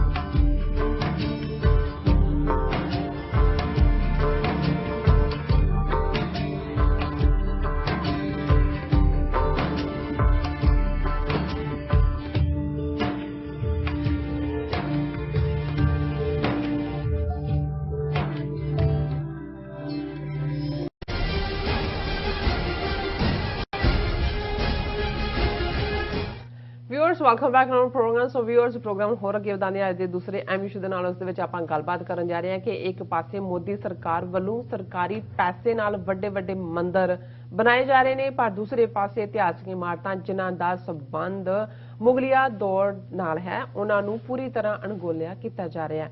ਸੋ ਲਗਭਗ 355 ਸਾਲ ਪੁਰਾਣੀ ਦਿੱਲੀ ਦੀ ਜਾਮਾ ਮਸਜਿਦ ਬੜੀ ਖਸਤਾ ਹਾਲਤ ਵਿੱਚ ਹੈ, ਪਰ ਮੋਦੀ ਸਰਕਾਰ ਨੇ ਇਸ ਦੀ ਮੁਰੰਮਤ ਲਈ ਫੰਡ ਦੇਣ ਤੋਂ ਇਨਕਾਰ ਕਰ ਦਿੱਤਾ ਹੈ। ਸੋ ਇਸ ਬਾਰੇ ਆਪਾਂ ਗੱਲਬਾਤ ਕਰਨ ਜਾ ਰਹੇ ਹਾਂ।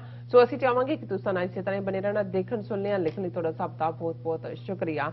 ਜੀ ਡਾਕਟਰ ਸਾਹਿਬ, ਕੀ ਵਿਚਾਰਾਂ ਨੇ ਇਸ ਮੁੱਦੇ ਬਾਰੇ? ਦੇਖੋ, ਇਸ ਤਾਂ ਕੋਈ ਸ਼ੱਕ ਨਹੀਂ ਕਿ ਹਿੰਦੂਤਵਾਦ ਦੀ ਫਿਲਾਸਫੀ ਜਾਂ ਆਈਡੀਓਲੋਜੀ ਜਿਸ ਨੂੰ 20ਵੀਂ ਸਦੀ ਦੀ ਬਿਗਨਿੰਗ ਦੇ ਵਿੱਚ ਸਾਵਰਕਰ ਨੇ ਸਿਆਸੀ ਆਈਡੀਓਲੋਜੀ ਦੇ ਤੌਰ ਤੇ ਉਭਾਰਿਆ ਔਰ ਆਰਐਸਐਸ ਦੇ ਫਾਊਂਡਰ ਡਾਕਟਰ ਹੈਡਗਵੇਅਰ ਔਰ ਬਾਅਦ ਦੇ ਵਿੱਚ ਗੋਲਵਲਕਰ ਨੇ ਉਸ ਦੀਆਂ ਫਾਊਂਡੇਸ਼ਨਸ ਪਹਿਲਾਂ ਐਜ਼ ਏ ਸੋਸ਼ਲ ਔਰ ਵਲੰਟੀਅਰ ਜਿਹੜੀਆਂ ਨੇ ਆਰਗੇਨਾਈਜੇਸ਼ਨ ਦੇ ਤੌਰ ਤੇ ਰੱਖੀਆਂ। ਲੇਕਿਨ 47 ਤੋਂ ਬਾਅਦ ਕਲੀਅਰਲੀ ਭਾਰਤੀ ਜਨਤਾ ਸੰਘ ਇੱਕ ਸਿਆਸੀ ਜਮਾਤ ਬਣਾਈ, ਜਿਹੜਾ ਅੱਜ ਬੀਜੇਪੀ ਭਾਰਤੀ ਜਨਤਾ ਪਾਰਟੀ ਦੇ ਰੂਪ 'ਚ, ਜਿਸ ਨੇ ਅਲਟੀਮੇਟਲੀ 2014 ਦੇ ਵਿੱਚ ਮੋਦੀ ਦੀ ਲੀਡਰਸ਼ਿਪ ਥੱਲੇ ਪਾਵਰ ਗ੍ਰੈਬ ਕੀਤੀ ਔਰ ਹਿੰਦੂਤਵਾਦ ਦੀ ਵਿਚਾਰਧਾਰਾ ਨੂੰ ਪੋਲੀਟੀਕਲ ਪਾਵਰ ਨਾਲ ਪਿਛਲੇ 7 ਸਾਲ ਤੋਂ ਬੜੀ ਬੇਕਿਰਕੀ ਨਾਲ ਜ਼ਾਲਮਾਨਾ ਅੰਦਾਜ਼ ਦੇ ਵਿੱਚ ਹਰ ਪਲੇਟਫਾਰਮ ਦੇ ਉੱਤੇ ਇੰਪਲੀਮੈਂਟ ਕੀਤਾ ਜਾ ਰਿਹਾ। ਹੁਣ ਇਹ ਕਿਉਂਕਿ ਇਹ ਪੈਰਲਲ ਹੀ ਕਰੰਟ ਸਨ, ਇੱਕ ਪਾਸੇ RSS, ਇੱਕ ਪਾਸੇ ਹਿੰਦੂ ਮਹਾਸਭਾ। ਬੇਸ਼ੱਕ ਸਾਵਰਕਰ ਨੇ ਕਦੇ ਜਿਹੜਾ RSS ਜੁਆਇਨ ਨਹੀਂ ਕੀਤਾ, ਨਥੂਰਾਮ ਗੋਡਸੇ ਵੀ ਸਾਵਰਕਰ ਦੀ ਹਿੰਦੂ ਮਹਾਸਭਾ ਜਾਂ ਜਿਹੜਾ ਉਹਦਾ ਮੈਗਜ਼ੀਨ ਵੀ ਉਹ ਕੱਢਦਾ ਸੀ ਉਹਦਾ ਹਿੱਸਾ ਸੀ। ਔਰ ਗਾਂਧੀ ਨੂੰ ਮਾਰਨ ਤੋਂ ਪਹਿਲਾਂ ਇਹ ਕੰਸਪੀਰੇਸੀ ਸੀ। ਸਾਵਰਕਰ ਫੜਿਆ ਵੀ ਗਿਆ, ਲੇਕਿਨ ਕ੍ਰੈਡੀਬਲ ਐਵੀਡੈਂਸ ਦੀ ਘਾਟ ਕਰਕੇ ਉਹਨੂੰ ਛੱਡ ਦਿੱਤਾ ਗਿਆ। ਔਰ ਅੱਜ ਉਸ ਦਾ ਬੁੱਤ ਜਿਹੜਾ ਉਹ ਪਾਰਲੀਮੈਂਟ ਦੇ ਵਿੱਚ ਵੀ ਹੈ। ਔਰ ਅੰਡੇਮਾਨ ਨਿਕੋਬਾਰ, ਜਿਹਨੂੰ ਕਾਲਾ ਪਾਣੀ ਕਹਿੰਦੇ ਸੀ, ਉਸ ਦਾ 에ਅਰਪੋਰਟ ਦਾ ਨਾਂ ਵੀ ਸਾਵਰਕਰ ਦੇ ਨਾਂ ਤੇ ਹੈ। ਔਰ ਉਹਨੂੰ ਭਾਰਤ ਰਤਨ ਦੇਣ ਦੀ ਮੰਗ ਵੀ ਉੱਠ ਰਹੀ ਹੈ। ਲੇਕਿਨ ਇਹਦੇ 'ਚ ਕੋਈ ਸ਼ੱਕ ਨਹੀਂ ਹੈ ਕਿ ਹਿੰਦੂਤਵਾਦੀ ਵਿਚਾਰਧਾਰਾ ਵਾਲੀ RSS ਹੋਏ, ਅੱਜ ਦੀ ਮੋਦੀ ਹਕੂਮਤ ਹੋਏ, ਔਰ ਈਵਨ ਸ਼ਿਵ ਸੈਨਾ ਜਿਹੜੀ ਭਾਵੇਂ BJP ਨਾਲ ਪੋਲੀਟੀਕਲੀ ਨਹੀਂ ਹੈ ਇਸ ਵੇਲੇ, ਉਹਨਾਂ ਦੀ ਆਪਣੀ ਹਕੂਮਤ ਅਲਾਇੰਸ ਹੈ ਕਾਂਗਰਸ ਔਰ ਦੂਸਰੀਆਂ ਧਿਰਾਂ ਦੇ ਨਾਲ। ਲੇਕਿਨ ਜਦੋਂ ਸਾਵਰਕਰ ਦਾ ਮੁੱਦਾ ਆਉਂਦਾ ਹੈ, ਸ਼ਿਵ ਸੈਨਾ ਵੀ, ਕਿਉਂਕਿ ਇੱਕ ਤਾਂ ਮਰਾਠਾ ਹੋਣ ਦੇ ਨਾਤੇ ਔਰ ਵੈਸੇ ਵੀ ਸ਼ਿਵ ਸੈਨਾ ਨੇ ਵੀ ਆਪਣੀ ਆਈਡੀਓਲੋਜੀ ਦਾ ਬੇਸ ਉਹਨੂੰ ਸਾਵਰਕਰ ਨੂੰ ਹੀ ਰੱਖਿਆ। ਇਸ ਲਈ ਬਾਬਰੀ ਮਸਜਿਦ ਢਾਉਣ ਵੇਲੇ ਵੀ ਔਰ ਮੁਸਲਮਾਨਾਂ ਦੇ ਖਿਲਾਫ ਵਾਇਲੈਂਸ ਕਰਨ ਵੇਲੇ ਵੀ ਸ਼ਿਵ ਸੈਨਾ ਔਰ RSS ਇੱਕੋ ਹੀ ਪਲੇਟਫਾਰਮ ਤੇ ਹੁੰਦੇ ਨੇ। ਔਰ ਹੁਣ ਵੀ ਜੇ ਕੱਲ ਨੂੰ ਕੋਈ ਹੋਇਆ ਤੇ ਇਹ ਆਈਡੀਓਲੋਜੀਕਲੀ ਇੱਕੋ ਹੀ ਲਾਈਨ ਦੇ ਨੇ। ਹੁਣ ਇਹਨਾਂ ਦੋਨਾਂ ਦੀ, ਕਿਉਂਕਿ ਇਹ ਨਾਰਥ ਦਾ ਹੀ ਮੂਵਮੈਂਟ ਸੀ, ਮਰਾਠਿਆਂ ਦੀ ਵੀ, ਜਿਹੜੀ ਸ਼ਿਵਾਜੀ ਦੇ ਵੇਲੇ ਔਰੰਗਜ਼ੇਬ ਦੀ ਹਕੂਮਤ ਦੇ ਵੇਲੇ ਹੋਈ, ਔਰ ਉਸ ਤੋਂ ਬਾਅਦ ਜਿਹੜੀ RSS ਦੀ ਮੂਵਮੈਂਟ ਦਾ ਬੇਸ ਹੈ ਉਹ ਵੀ ਗੋਲਵਲਕਰ ਵੀ ਮਰਾਠਾ ਔਰ ਇਹ ਸਾਵਰਕਰ ਵੀ, ਔਰ ਇਹ ਸਾਰੇ ਜਿਹੜੇ ਨੇ ਆਈਡੀਆਲੋਗ ਉੱਥੋਂ ਹੀ ਨਿਕਲੇ ਨੇ। ਤੇ ਜਾਂ ਜੇ ਐਕਸਟ੍ਰੀਮ ਅਖੰਡ ਭਾਰਤ ਜਾਂ ਭਾਰਤ ਮਾਤਾ ਬਣਾਉਣ ਵਾਲੀ ਲਾਈਨ ਵਾਲੇ ਆਈਡੀਆਲੋਗ ਨੇ ਜ਼ਿਆਦਾ, ਉਹ ਬੰਗਾਲ ਚੋਂ ਨਿਕਲੇ ਨੇ। ਉਹਨਾਂ 'ਚ ਅਸੀਂ ਆਨੰਦ ਮਾਰਗ ਨਾਵਲ ਦੇ ਲਿਖਾਰੀ ਵੀ, ਔਰ ਉਸ ਤੋਂ ਇਲਾਵਾ ਜਿਨ੍ਹਾਂ ਨੇ ਫਿਰ ਅਲਟੀਮੇਟਲੀ ਕਿਵੇਂ ਬੰਗਾਲ ਦੇ ਵਿੱਚ ਉਹ ਔਰਬਿੰਦੋ ਹੋਏ, ਰਵਿੰਦਰਨਾਥ ਟੈਗੋਰ ਹੋਏ, ਔਰ ਉਹ ਇੱਕ ਕਲਚਰਲ ਹਿੰਦੂਇਜ਼ਮ ਦੀਆਂ ਫਾਊਂਡੇਸ਼ਨਸ ਰੱਖਣ ਵਾਲਾ ਵਿਵੇਕਾਨੰਦ, ਜਿਹੜਾ ਬੇਸ਼ੱਕ ਉਹ ਖੁਦ ਕਾਲੀ ਮਾਂ ਦਾ ਪੁਜਾਰੀ, ਰਾਮਾ ਕ੍ਰਿਸ਼ਨਾ ਪਰਮਹੰਸ ਦਾ ਫਾਲੋਅਰ, ਉਹਦੇ 'ਚ ਤੁਹਾਨੂੰ ਫਿਰਕੂਪਣਾ ਉਵੇਂ ਦਾ ਨਜ਼ਰ ਨਹੀਂ ਆਏਗਾ। ਪਰ ਇਹ ਇਹਨਾਂ ਦੇ ਅੱਡ-ਅੱਡ ਢੰਗ ਤਰੀਕੇ ਨੇ ਕਿ ਇਹਨਾਂ ਨੇ ਕਿਵੇਂ ਸਪਰੈਡ ਆਊਟ ਹੋਣੇ। ਲੇਕਿਨ ਇਹਨਾਂ ਸਾਰਿਆਂ ਦੀ ਤਹਿ ਦੇ ਵਿੱਚ ਮੁਸਲਮਾਨਾਂ ਦੇ ਲਈ, ਇਸਲਾਮ ਦੇ ਲਈ, ਈਸਾਈਅਤ ਦੇ ਲਈ ਜਿਹੜੀ ਇਨਹੈਰੈਂਟ ਨਫ਼ਰਤ, ਇਨਹੈਰੈਂਟ ਹੇਟਰੇਡ, ਔਰ ਇਹਨਾਂ ਚੋਂ ਕਿਉਂਕਿ 19ਵੀਂ ਸਦੀ ਦੇ ਅਖੀਰ ਤੋਂ ਹੀ ਇਹ ਸ਼ੁਰੂ ਹੋ ਜਾਂਦਾ ਹੈ ਟ੍ਰੈਂਡ, 20ਵੀਂ ਸਦੀ 'ਚ ਜਾਰੀ ਰਹਿੰਦਾ ਹੈ। ਸੇਂਟ ਔਰਬਿੰਦੋ ਜਾਂ ਵਿਵੇਕਾਨੰਦ ਜਾਂ ਦੂਜੇ, ਉਹਨਾਂ ਨੂੰ ਇੱਕ ਇਮੈਜਿਨਰੀ ਪ੍ਰਾਈਡ ਦਿੱਤਾ ਜਾਂਦਾ ਹੈ ਕਿ ਜੀ ਤੁਹਾਡਾ ਬੜਾ ਗੌਰਵਮਈ ਜਿਹੜਾ ਇੱਥੋਂ ਦੀ ਸਿਵਲਾਈਜੇਸ਼ਨ ਸੀ, ਔਰ ਉਸ ਨੂੰ ਇਸਲਾਮ ਦੀ ਆਮਦ ਨੇ ਆ ਕੇ ਡਿਸਟਰੋਏ ਕੀਤਾ। ਹੁਣ ਹਾਲਾਂ ਇਸ 'ਚ ਕੋਈ ਸ਼ੱਕ ਨਹੀਂ ਹੈ ਕਿ ਜੇ ਇਹ ਆਪਣੀ ਟੂਰਿਸਟ ਇੰਡਸਟਰੀ ਨੂੰ ਵਧਾਉਂਦੇ ਨੇ ਜਾਂ ਦੁਨੀਆ 'ਚ ਉਹਨਾਂ ਦੇ ਰੈਵਨਿਊ ਜਨਰੇਟ ਕਰਨ 'ਚ ਟੂਰਿਸਟ ਇੰਡਸਟਰੀ ਹੈ, ਉੱਥੇ ਇਹਨਾਂ ਕੋਲ ਦਿਖਾਉਣ ਲਈ ਫਿਰ ਉਹੀ ਮੁਗਲ ਈਰਾ ਦਾ ਉਹ ਤਾਜ ਮਹਿਲ ਹੋਏ, ਉਹ ਲਾਲ ਕਿਲਾ ਹੋਏ, ਉਹ ਫਤਿਹਪੁਰ ਸੀਕਰੀ ਹੋਏ, ਉਹ ਜਾਮਾ ਮਸਜਿਦ ਹੋਏ, ਉਹਨਾਂ ਦੇ ਕੁਤਬ ਮੀਨਾਰ ਹੋਏ, ਜਾਂ ਦੂਸਰੇ ਜਿਹੜੇ ਉਸ ਦੌਰ ਦੀਆਂ ਜਿਹੜੀਆਂ ਆਰਟ ਨਾਲ ਜੁੜੀਆਂ ਹੋਈਆਂ, ਬਿਲਡਿੰਗਸ ਨਾਲ ਜੁੜੀਆਂ ਹੋਈਆਂ, ਈਵਨ ਖਾਣਾ ਵੀ ਜਦੋਂ ਅੱਜ ਇਸ ਕਿਸਮ ਦਾ ਫੂਡ ਕਿਹਾ ਜਾਂਦਾ ਹੈ, ਜਿਹੜਾ ਵੀ ਫੂਡ ਹੈ ਉਹ ਸਾਰਾ ਉਸ ਦੌਰ ਦਾ ਹੀ ਹੈ। ਸੈਂਟਰਲ ਏਸ਼ੀਆ ਜਾਂ ਮੁਗਲਾਂ ਦੇ ਨਾਲ ਜੁੜਿਆ, ਪਹਿਰਾਵੇ ਦੇ ਪੱਖੋਂ ਵੀ ਤੁਹਾਡਾ ਪਹਿਰਾਵਾ ਤਾਂ ਇੱਕ ਧੋਤੀ ਹੈ, ਬਾਕੀ ਜੋ ਵੀ ਤੁਸੀਂ ਕਰ ਲਓ ਉਹ ਭਾਵੇਂ ਅਸੀਂ ਹੋਰ 36 ਖਾਮੀਆਂ ਹੋਣਗੀਆਂ ਹਰ ਚੀਜ਼, ਪਰ ਇਹ ਇੱਕ ਤਾਰੀਖ ਦਾ ਸਟੂਡੈਂਟ ਹੋਣ ਦੇ ਨਾਤੇ ਹਰ ਕੋਈ ਇਹ ਸਮਝਦਾ ਹੁੰਦਾ ਹੈ ਕਿ ਵੀ ਤੁਸੀਂ ਹਿਸਟਰੀ ਨੂੰ ਤਾਂ ਅਨਡੂ ਨਹੀਂ ਕਰ ਸਕਦੇ, ਤੁਸੀਂ ਉਹਨੂੰ ਸਮਝ ਸਕਦੇ ਹੋ, ਉਹਦੇ ਵਿਚਲੀਆਂ ਜ਼ਿਆਦਤੀਆਂ, ਧੱਕਿਆਂ ਦੀ ਗੱਲ ਨੂੰ ਤੁਸੀਂ ਐਕਸਪੋਜ਼ ਕਰ ਸਕਦੇ ਹੋ ਜੋ ਮੁਗਲਿਆ ਦੌਰ 'ਚ ਐਕਸਟ੍ਰੀਮ ਤੇ ਪਹੁੰਚਦਾ ਔਰੰਗਜ਼ੇਬ ਦੇ ਪੀਰੀਅਡ। ਪਰ ਤੁਸੀਂ ਹਰ ਉਸ ਚੀਜ਼ ਨੂੰ ਨੈਗੇਟ ਕਰਕੇ ਇੱਕ ਫਾਲਸ ਨੈਰੇਟਿਵ ਸਿਰਜੋ, ਇੱਕ ਤੁਸੀਂ ਆਪਣੇ ਆਪ ਨੂੰ ਖਾਮਖਾਹ ਦੀ ਗਲੋਰੀ ਦਿਓ ਜਿਹਨੂੰ ਤੁਸੀਂ ਡਿਜ਼ਰਵ ਨਹੀਂ ਕਰਦੇ, ਔਰ ਜਿਹੜਾ ਹੈ ਹੀ ਨਹੀਂ, ਐਗਜ਼ਿਸਟ ਹੀ ਨਹੀਂ ਕਰਦਾ। ਇਹ ਫਿਰ ਹੁੰਦਾ ਹੈ ਜਿਹਨੂੰ ਤੁਸੀਂ ਮਿਥ ਦੇ ਉੱਤੇ ਕਿਸੇ ਗੱਲ ਨੂੰ ਖੜਾ ਕਰਦੇ ਹੋ, ਔਰ ਇਹ ਸਿਸਟੇਮੈਟਿਕਲੀ ਹਿੰਦੂ ਤਵੀਆਂ ਦੇ ਏਜੰਡੇ ਦੇ ਉੱਤੇ ਹੈ ਕਿ ਜਿਸ ਚੀਜ਼ ਚੋਂ ਬੀਤੇ ਦੌਰ ਦੇ 1000 ਸਾਲ ਦੇ ਹਾਕਮਾਂ ਦੀ ਕੋਈ ਪ੍ਰਾਈਡ ਵਾਲੀ ਗੱਲ ਨਿਕਲਦੀ ਹੈ, ਜਾਂ ਉਹਨਾਂ ਦੀ ਆਸਥਾ ਜਾਂ ਫੇਥ ਹਿੰਦੁਸਤਾਨ ਦੇ ਮੁਸਲਮਾਨਾਂ ਨੂੰ ਜੇ ਟਿਚ ਕਰਕੇ ਜਾਣਨਾ ਹੈ ਜਾਂ ਉਹਨਾਂ ਨੂੰ ਡਿਚ ਕਰਨਾ ਹੈ ਜਾਂ ਉਹਨਾਂ ਨੂੰ ਤਕਲੀਫ ਦੇਣੀ ਹੈ, ਤਾਂ ਫਿਰ ਜਿਵੇਂ ਮੋਦੀ ਉੱਥੇ ਖਲੋ ਕੇ ਕਹਿ ਰਿਹਾ ਹੈ ਉਸ ਵਿਸ਼ਵਨਾਥ ਮੰਦਿਰ ਦੇ ਵੇੜੇ ਕਿ ਜੀ ਅਗਰ ਔਰੰਗਜ਼ੇਬ ਖਲੋਤਾ ਹੈ ਤੇ ਇਧਰ ਸ਼ਿਵਾਜੀ ਵੀ ਖਲੋਤਾ ਹੈ। ਹੁਣ ਉਹ ਕਿਹਨਾਂ ਨੂੰ ਕਹਿ ਰਿਹਾ? ਔਰੰਗਜ਼ੇਬ ਉਹਦੇ ਰੁਲ ਰਲ ਗਏ, ਉਹਦੇ ਪੋਤੜੇ ਵੀ ਦੂਜਿਆਂ ਦੇ, ਕੋਈ ਕਿਸੇ ਦਾ ਜਿਹੜੇ 200 ਮਿਲੀਅਨ ਮੁਸਲਮਾਨ ਭਾਰਤ, ਉਹਨਾਂ ਦਾ ਔਰੰਗਜ਼ੇਬ ਨਾਲ ਕੀ ਤਾਲੁਕ ਹੈ? ਲੇਕਿਨ ਤੁਸੀਂ ਉਹਨਾਂ ਨੂੰ ਕਹਿ ਰਹੇ ਹੋ ਕਿ ਤੁਸੀਂ ਮੁਗਲਾਂ ਦੀ ਔਲਾਦ ਹੋ, ਤੁਸੀਂ ਇਹ ਹੋ। ਔਰ ਇਸ ਲਈ ਹੁਣ ਬਾਬਰੀ ਮਸਜਿਦ ਨਾਲ ਕੋਈ ਬਾਬਰ ਦਾ ਲੈਣਾ ਦੇਣਾ ਨਹੀਂ ਸੀ, ਬਾਬਰ ਤਾਂ ਗਿਆ ਹੀ ਨਹੀਂ ਉੱਥੋਂ ਤੱਕ। ਜੇ ਕਿਸੇ ਨੇ ਉਹਦੇ ਕਿਸੇ ਜਰਨੈਲ ਨੇ ਲੇਟਰ ਔਨ ਉੱਥੇ ਬਣਾਈ ਉਹਦੀ ਯਾਦ ਦੇ ਵਿੱਚ, ਉਹਦਾ ਕੋਈ ਮੰਦਰ ਨਾਲ ਤਾਲੁਕ ਨਹੀਂ ਸੀ, ਰਾਮ ਦੇ ਜੰਮਣ ਨਾਲ। ਪਰ ਕਿਉਂਕਿ ਤੁਸੀਂ ਹਰ ਚੀਜ਼ ਡਿਮੋਲਿਸ਼ ਕਰਨੀ ਹੈ, ਇਸ ਲਈ ਉਹ ਨੈਰੇਟਿਵ ਫਿਰ ਆਰਕੀਓਲੋਜਿਸਟ ਉਹ ਜ਼ਮੀਨ ਦੇ ਥੱਲੇ ਆਪ ਹੀ ਬੁੱਤ ਰੱਖ ਕੇ ਉੱਥੋਂ ਕੱਢ ਲਏ, ਇਹ ਦੱਸਣ ਦੇ ਲਈ ਕਿ ਜੀ ਇਹ ਸਾਰਾ ਸਾਡਾ ਪਾਰਟ ਹੈ। ਇਹੀ ਪਾਰਟ ਈਵਨ ਤਾਜ ਮਹਿਲ ਦੇ ਹਵਾਲੇ ਨਾਲ ਵੀ ਇਹਨਾਂ ਨੇ ਜੀ ਇਹ ਤਾਂ ਤਾਜੋ ਮੰਦਰ ਸੀ, ਉਹ ਡਿਸਟਰੋਏ ਕਰਕੇ ਬਣਾਇਆ।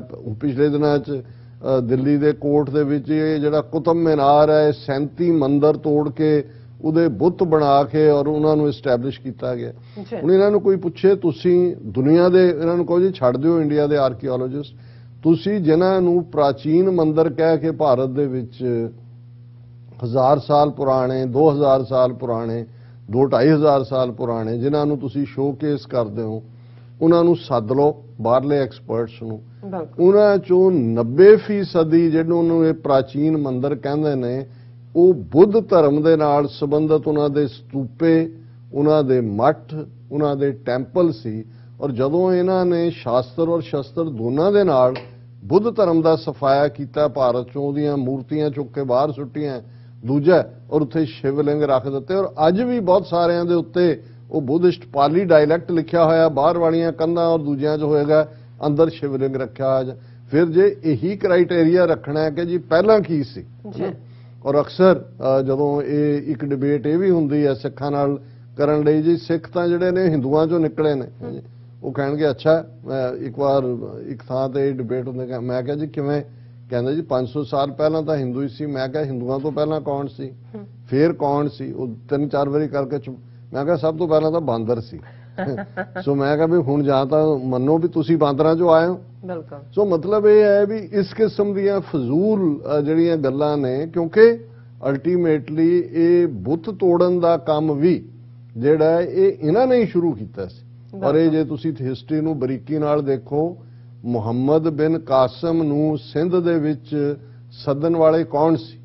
ਬੁੱਧਿਸਟ। ਬਿਲਕੁਲ। ਕਿਉਂਕਿ ਜੋ ਧੱਕਾ ਉੱਥੋਂ ਦਾ ਦਾਹਰ ਔਰ ਬ੍ਰਾਹਮਣ ਔਰ ਦੂਸਰੇ ਕਰ ਰਹੇ ਸੀ, ਉਹਨਾਂ ਦੀਆਂ ਮੋਨੈਸਟਰੀਜ਼ ਉਹਨਾਂ ਨੂੰ ਡਿਸਟਰੋਏ ਕੀਤਾ। ਉਹਨਾਂ ਨੇ ਕਿਹਾ ਜੀ ਸਾਡਾ ਤਾਂ ਤੁਸੀਂ ਕੁਝ ਰਹਿਣ ਨਹੀਂ ਦਿੱਤਾ ਸੀ, ਤੁਹਾਡਾ ਕੁਝ ਰਹਿਣ ਨਹੀਂ ਦੇਣਾ। ਔਰ ਕਿਉਂਕਿ ਇਹਨਾਂ ਨੇ ਬੁੱਧ ਦਾ ਉਹ ਸਾਰਾ ਡਿਸਟਰੋਏ ਕਰਕੇ ਉਹਨਾਂ ਦੇ ਸਟਰਕਚਰ, ਉਹਨਾਂ ਨੂੰ ਜਿਉਂਦੇ ਜੀ ਅੱਗਾਂ ਲਾ ਕੇ ਸਾੜ ਕੇ ਬੁੱਧ ਧਰਮ ਦਾ ਉੱਥੋਂ ਸਫਾਇਆ ਕੀਤਾ ਸੀ, ਜਿਹਨੂੰ ਅਲਾਮਾ ਇਕਬਾਲ ਨੇ ਕਿਹਾ ਕਿ ਭਾਈ ਇਹ ਜੋ ਕੁਛ ਇਹ ਕੀਤਾ ਉਹਨਾਂ ਨੇ ਕਿਹਾ ਕਿ ਬ੍ਰਾਹਮਣ सरशार है अब तक मिये पिंदार में शमाए गौतम जल रही है महफिले अग्यार में। कि इत्थे ब्राह्मण सरशार है, वो हंकार दे विच बैठा होया ते गौतम दे मैसेज नूं चुक के बाहर सुट्टिया। सो जे तुसीं उन्हां दा सब कुछ डिस्ट्रॉय करके अपने मंदिर बनाए ते फिर तुहानूं तुसीं किहड़ी पुरातन जां पिछे च जाओ। और जिहड़ी खबर करके ये सारी मैं डिटेल डिस्कशन कीती है, जामा मस्जिद। ਹੁਣ ਜਾਮਾ ਮਸਜਿਦ ਸ਼ਾਹਜਹਾਨ ਦੇ ਵੇਲੇ ਬਣਦੀ ਹੈ, 1650 ਤੋਂ 1656 ਤੱਕ ਲਗਭਗ 6 ਸਾਲ ਦਾ ਪੀਰੀਅਡ। ਇੱਕ ਯੂਨੀਕ ਕੱਲੀ ਇਬਾਦਤ ਦੀ ਥਾਂ ਨਹੀਂ, ਹਾਲਾਂ ਉਹਦੇ 'ਚ ਕੋਈ ਜਿਹੜਾ ਉਹਨਾਂ ਦੇ ਇਮਾਮ ਵੀ ਨੇ, ਸ਼ਾਹੀ ਇਮਾਮ, ਇਸ ਤੋਂ ਪਹਿਲਾਂ ਹੁਣ ਉਹਨਾਂ ਦਾ ਲੜਕਾ ਹੈ, ਇਹ ਵੀ ਉਸ ਪੀਰੀਅਡ ਤੋਂ ਹੀ ਪੁਸ਼ਤ ਦਰ ਪੁਸ਼ਤ ਚਲੇ ਆਉਂਦੇ ਨੇ। ਇਬਾਦਤ ਦੀ ਥਾਂ ਵੀ ਹੈ, ਆਰਕੀਟੈਕਟ ਵੀ ਹੈ, ਹਿਸਟਰੀ ਵੀ ਹੈ। ਹੁਣ ਕਿਉਂਕਿ ਬੇਸ਼ੱਕ ਇਹਨੂੰ ਜਿਹੜਾ ਇਹ ਜਿਹਨੂੰ ਇਹ ਆਰਕੀਓਲੋਜੀਕਲ ਸਰਵੇ ਆਫ ਇੰਡੀਆ ਕਹਿੰਦੇ ਨੇ, ASI, ਉਹਦੇ ਥੱਲੇ ਡਾਇਰੈਕਟਲੀ ਉਹਨੇ ਨਹੀਂ ਲਿਆ ਹੋਇਆ, ਪਰ ਉਹਨਾਂ ਦਾ ਟਰਸਟ ਹੈ, ਪ੍ਰੋਟੈਕਟਡ ਇਮਾਰਤਾਂ ਦੇ ਵਿੱਚ ਆ ਜਾਂਦੀ ਹੈ ਇੱਕ ਕੈਟਾਗਰੀ ਦੇ ਥੱਲੇ।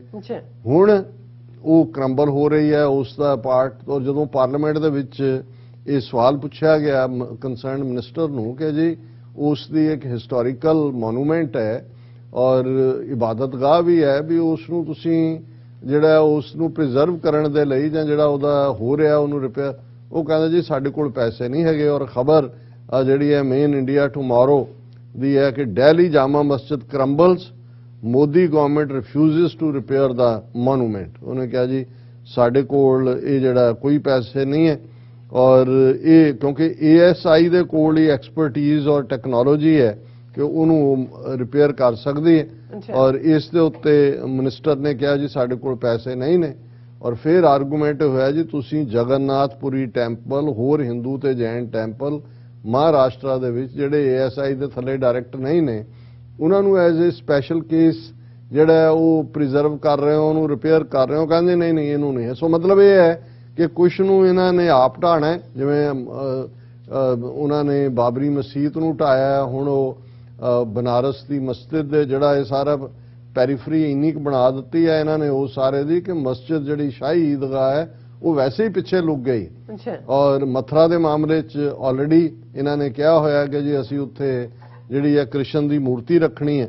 ਔਰ ਇਹੀ ਨਹੀਂ ਕਿ ਵੀ ਇੱਕ ਥਾਂ ਤੇ ਚੱਲ ਰਿਹਾ, ਕਿਉਂਕਿ ਜਦੋਂ ਅਸੀਂ ਮਾਈਨੋਰਟੀਜ਼ ਦੇ ਹਵਾਲੇ ਨਾਲ ਜਾਂ ਇਸ ਵੇਲੇ ਇਸਲਾਮ ਨੂੰ ਮੇਨ ਟਾਰਗੇਟ ਦੇ ਤੌਰ ਤੇ ਦੇਖਦੇ ਹਾਂ, ਔਰ ਨਾਲ ਦੀ ਨਾਲ ਈਸਾਈ ਵੀ ਹੁਣ ਉਹਨਾਂ ਨੇ ਲੈ ਹੋਏ ਨੇ। ਅਸੀਂ ਮੱਧ ਪ੍ਰਦੇਸ਼ 'ਚ ਇੱਕ ਜਿਹੜਾ ਕ੍ਰਿਸਚਨ ਸਕੂਲ ਤੇ ਅਟੈਕ ਦੀ ਗੱਲ ਕੀਤੀ, ਅੱਜ ਖਬਰ ਹੈ Gujarat missionary accused of hurting sentiments of Hindus.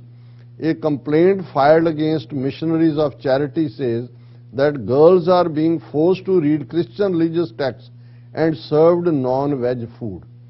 ਹੁਣ ਗੁਜਰਾਤ 'ਚ ਹੁਣ ਇਹਨਾਂ ਨੇ ਇਹ ਵੀ ਸ਼ੁਰੂ ਅੱਗੇ ਤਾਂ ਸੀ ਜੀ ਕਿ ਕਨਵਰਟ ਕਰ ਰਹੇ ਨੇ, ਉਹ ਜਿੰਨੇ ਇਹਨਾਂ ਨੇ ਕੰਪਲੇਨ ਕੀਤੀ ਜਿਵੇਂ ਮੱਧ ਪ੍ਰਦੇਸ਼ 'ਚ ਝੂਠੀ ਸਾਬਤ ਹੋਈ। ਹੁਣ ਜੇ ਤੁਸੀਂ ਖਾਲਸਾ ਸਕੂਲ ਖੋਲਦੇ ਹੋ ਜਾਂ ਇਸਲਾਮਿਕ ਸਕੂਲ ਖੋਲਦੇ ਹੋ, ਖਾਲਸਾ ਸਕੂਲ ਦਾ ਮਤਲਬ ਹੀ ਨਹੀਂ ਰਹਿ ਜਾਂਦਾ ਜੇ ਤੁਸੀਂ ਬੱਚਿਆਂ ਨੂੰ ਭਾਵੇਂ ਉਹ ਕਿਸੇ ਮਜ਼ਹਬ ਦੇ ਵੀ ਹੋਣ, ਸਿੱਖ ਹਿਸਟਰੀ ਬਾਰੇ ਥੋੜਾ ਬਹੁਤ ਨਾਂ ਦੱਸੋ, ਬਾਕੀ ਵੀ ਦੱਸਿਆ ਜਾਂਦਾ ਹੈ ਪਰ ਇਹੀ ਇਸਲਾਮੀਆਂ ਦਾ ਹੈ। ਹੁਣ ਜੇ ਕ੍ਰਿਸਚੀਅਨ ਸਕੂਲ ਉਹਨਾਂ ਦੀ ਫੰਡਿੰਗ ਮਿਲੀਅਨਸ ਆਫ ਡਾਲਰਸ ਜਾਂਦੇ ਨੇ ਤਾਂ ਜ਼ਾਹਿਰ ਹੈ ਕ੍ਰਿਸਚੀਅਨਿਟੀ ਦਾ ਵੀ ਕੋਈ ਕਲਾਸ ਹੋਏਗੀ। ਉਹ ਕਹਿ ਰਹੇ ਨੇ ਜੀ ਸਾਡੇ ਬੱਚਿਆਂ ਨੂੰ ਫੋਰਸ ਕਰ ਰਹੇ ਨੇ ਰਿਲੀਜੀਅਸ ਟੈਕਸਟ ਪੜ੍ਹਨ ਦੇ ਲਈ ਔਰ ਨਾਨ ਵੈਜ ਫੂਡ ਦੇ। ਹੁਣ ਕਰਨਾਟਕਾ ਜਿਨ੍ਹਾਂ ਨੇ ਈਵਨ ਜਿਹੜੇ ਆਮ ਸਟਰੀਟ ਵੈਂਡਰ ਨੇ ਉਹਨਾਂ ਨੂੰ ਉਹ ਕਹਿੰਦੇ ਨੇ ਕਿ ਜੀ ਤੁਸੀਂ ਜਿਹੜਾ ਇੱਥੋਂ ਭੱਜੋ, ਤੁਹਾਨੂੰ ਕੋਈ ਹੱਕ ਨਹੀਂ ਹੈ, ਤੁਸੀਂ ਸਾਨੂੰ ਜਿਹੜਾ ਪਿਟਾ ਰਹੇ ਹੋ, ਤੁਹਾਡੇ ਨਾਲ ਅਸੀਂ ਪਿੱਟ ਜਾਂਦੇ ਆ ਤੁਹਾਡੇ ਤੋਂ ਚੀਜ਼ਾਂ ਲੈ ਕੇ।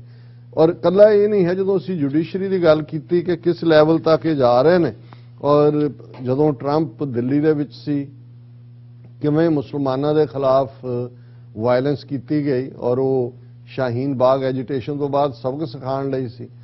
ਹੁਣ ਇੱਕ ਤਾਂ ਅਸੀਂ ਤਾਂ ਹੁਣ ਤੱਕ ਇਹ ਕਹਿੰਦੇ ਰਹੇ ਹਾਂ ਕਿ ਜੀ ਨਵੰਬਰ 84 ਜਾਂ ਜੋ ਕੁਝ ਭਾਰਤ ਭਰ ਸਿੱਖਾਂ ਦੇ ਖਿਲਾਫ ਹੋਇਆ ਕਿਸੇ ਨੂੰ ਸਜ਼ਾ ਨਹੀਂ ਦਿੱਤੀ ਗਈ। ਹੁਣ ਤੁਸੀਂ ਦੂਸਰੇ ਪਾਸੇ ਦੇਖੋ ਕਿ ਹੁਣ ਕਿੱਥੋਂ ਤੱਕ ਗੱਲ ਚਲੀ ਗਈ ਕਿ ਦਿੱਲੀ ਦੇ ਵਿੱਚ ਮੁਸਲਮਾਨਾਂ ਦੇ ਖਿਲਾਫ ਵਾਇਲੈਂਸ, ਮੇਰੇ ਖਿਆਲ ਹੈ 100 ਤੋਂ ਜ਼ਿਆਦਾ ਮੁਸਲਮਾਨ ਮਾਰੇ ਗਏ, billions of rupees the property, even ਮਸਜਿਦ ਦੇ ਉੱਤੇ ਇੱਕ ਪ੍ਰੋਮਿਨੈਂਟ ਤੇ ਜਾ ਕੇ ਇਹਨਾਂ ਨੇ ਹਿੰਦੂਤਵਾ ਦਾ ਝੰਡਾ ਚਲਾ ਦਿੱਤਾ। ਲੇਕਿਨ ਦਿੱਲੀ ਕੋਰਟ ਨੇ ਅੱਜ ਜਿਨ੍ਹਾਂ ਦੇ ਖਿਲਾਫ ਚਾਰਜ ਪ੍ਰੈਸ ਕੀਤੇ ਨੇ, ਕਿਉਂਕਿ ਦਿੱਲੀ ਪੁਲਿਸ ਅਮਿਤ ਸ਼ਾਹ ਦੇ ਥੱਲੇ ਹੈ ਔਰ ਉਹਨਾਂ ਨੇ ਮੁਸਲਮਾਨਾਂ ਨੂੰ ਹੀ ਦੋਸ਼ੀ ਬਣਾ ਦਿੱਤਾ ਹੈ। aim was to create fear in minds of Hindus. Delhi court framed charges against Shah Nawaz, Shoaib and 8 others in Delhi anti-Hindu riots. ਹੁਣ ਉਹ ਜਿਹੜੀ ਦਿੱਲੀ ਐਂਟਾਈ ਮੁਸਲਮ ਵਾਇਲੈਂਸ ਸੀ ਉਹਦਾ ਨਾਮ ਵੀ ਐਂਟਾਈ ਹਿੰਦੂ ਰਾਈਟ ਕਰ ਦਿੱਤਾ ਹੈ ਤੇ ਉਹ ਜੱਜ ਕਹਿ ਰਿਹਾ ਹੈ ਕਿ ਜੀ ਇਹ ਜਿਹੜੇ ਨੇ 8 ਤੇ 3 ਹੋਰ 11 ਬੰਦੇ ਚਾਰਜ ਕੀਤੇ ਨੇ। Delhi court has framed charges against 10 accused in the 2020 Northeast Delhi anti-Hindu riots, observing that their main objective was to create fear in the minds of victims belonging to Hindu community and threaten them to leave the country by looting and burning the properties. ਇਹ ਖਬਰ ਹੈ। ਹੁਣ ਤੁਸੀਂ ਅੰਦਾਜ਼ਾ ਲਾਓ ਕਿ 2020 ਚ ਜਦੋਂ ਕਿ ਕਸ਼ਮੀਰ ਦਾ ਸਟੇਟਸ ਖਤਮ ਹੋ ਚੁੱਕਾ ਹੈ, CA ਵਰਗੇ ਕਾਨੂੰਨ ਪਾਸ ਹੋ ਚੁੱਕੇ ਨੇ, ਟਰੰਪ ਦਿੱਲੀ ਚ ਹੈ, ਮੋਦੀ ਦਾ ਜਿਹਨੇ ਹਜ਼ਾਰਾਂ ਮੁਸਲਮਾਨਾਂ ਦਾ ਲਹੂ ਡੋਲਿਆ ਗੁਜਰਾਤ ਚ, ਦਿੱਲੀ ਦੇ ਮੁਸਲਮਾਨ ਇਹ ਡੇਅਰ ਕਰਨਗੇ ਕਿ ਉਹ ਹਿੰਦੂਆਂ ਦੇ ਖਿਲਾਫ ਵਾਇਲੈਂਸ ਕਰਨ ਕਿ ਇਸ ਜੱਜ ਦੇ ਕਹਿਣ ਵਾਂਗੂ ਹਿੰਦੂ ਮੁਲਕ ਛੱਡ ਕੇ ਚਲੇ ਜਾਣ। ਇਸ ਤੋਂ ਵੱਡਾ ਹੋਰ ਕੀ ਝੂਠ ਹੋ ਸਕਦਾ।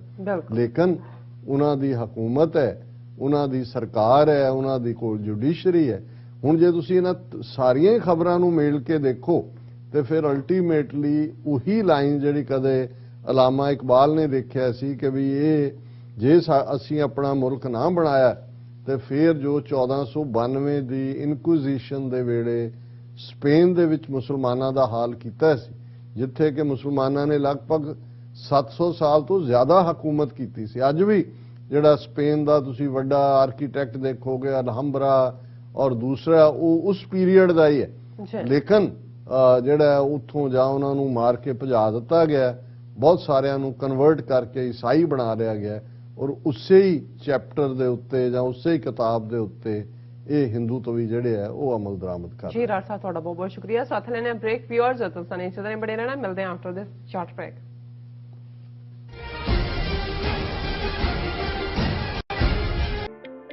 ਸਿਗਨੇਚਰ ਟਰੱਕ ਸਰਵਿਸ ਰਾਊਟ 81 ਉੱਤੇ ਐਗਜ਼ਿਟ 235 ਤੇ ਟਰੱਕਰ ਵੀਰਾਂ ਲਈ 24 ਘੰਟੇ ਰੋਡ ਸਰਵਿਸ ਦੀ ਸੁਵਿਧਾ ਮੌਜੂਦ।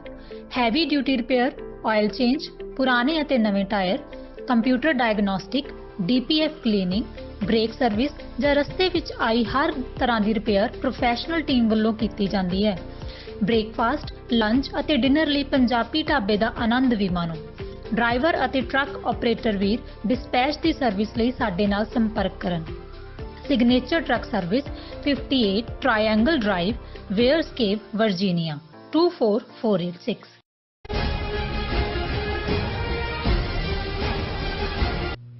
ਦਰਸ਼ਕੋ ਬ੍ਰੇਕ ਤੋਂ ਬਾਅਦ ਤੁਹਾਡਾ ਸਭ ਦਾ ਭਰਪੂਰ ਸਵਾਗਤ ਹੈ। ਸੋ ਵੀਅਰਸ ਹੁਣ ਆਪਾਂ ਗੱਲਬਾਤ ਕਰਨ ਜਾ ਰਹੇ ਹਾਂ ਕਿ ਪੰਜਾਬ ਅਸੈਂਬਲੀ ਚੋਣਾਂ ਨੂੰ ਲੈ ਕੇ ਪੰਜਾਬ ਵਿੱਚ ਹਿੰਦੂਤਵੀ ਸਰਕਸ ਆਪਣਾ ਜ਼ੋਰਦਾਰ ਪ੍ਰਦਰਸ਼ਨ ਕਰ ਰਹੀ ਹੈ। ਕੈਪਟਨ ਅਮਰਿੰਦਰ ਸਿੰਘ ਪੂਰੀ ਤਰ੍ਹਾਂ ਬੀਜੇਪੀ ਦੇ ਪੈਰਾਂ ਵਿੱਚ ਵਿਛਿਆ ਹੋਇਆ ਹੈ, ਜਦੋਂ ਕਿ ਹੋਰ ਵਿਕਾਊ ਮਾਲ ਵੀ ਬੀਜੇਪੀ ਦਾ ਪਾਣੀ ਭਰਨ ਨੂੰ ਤਿਆਰ ਹਨ। ਸੋ ਇਸ ਬਾਰੇ ਆਪਾਂ ਗੱਲਬਾਤ ਕਰਨ ਜਾ ਰਹੇ ਹਾਂ। ਸੋ ਅਸੀਂ ਚਾਹਾਂਗੇ ਕਿ ਤੁਸੀਂ ਸਾਡੇ ਨਾਲ ਇਸੇ ਤਰ੍ਹਾਂ ਬਣੇ ਰਹਿਣਾ।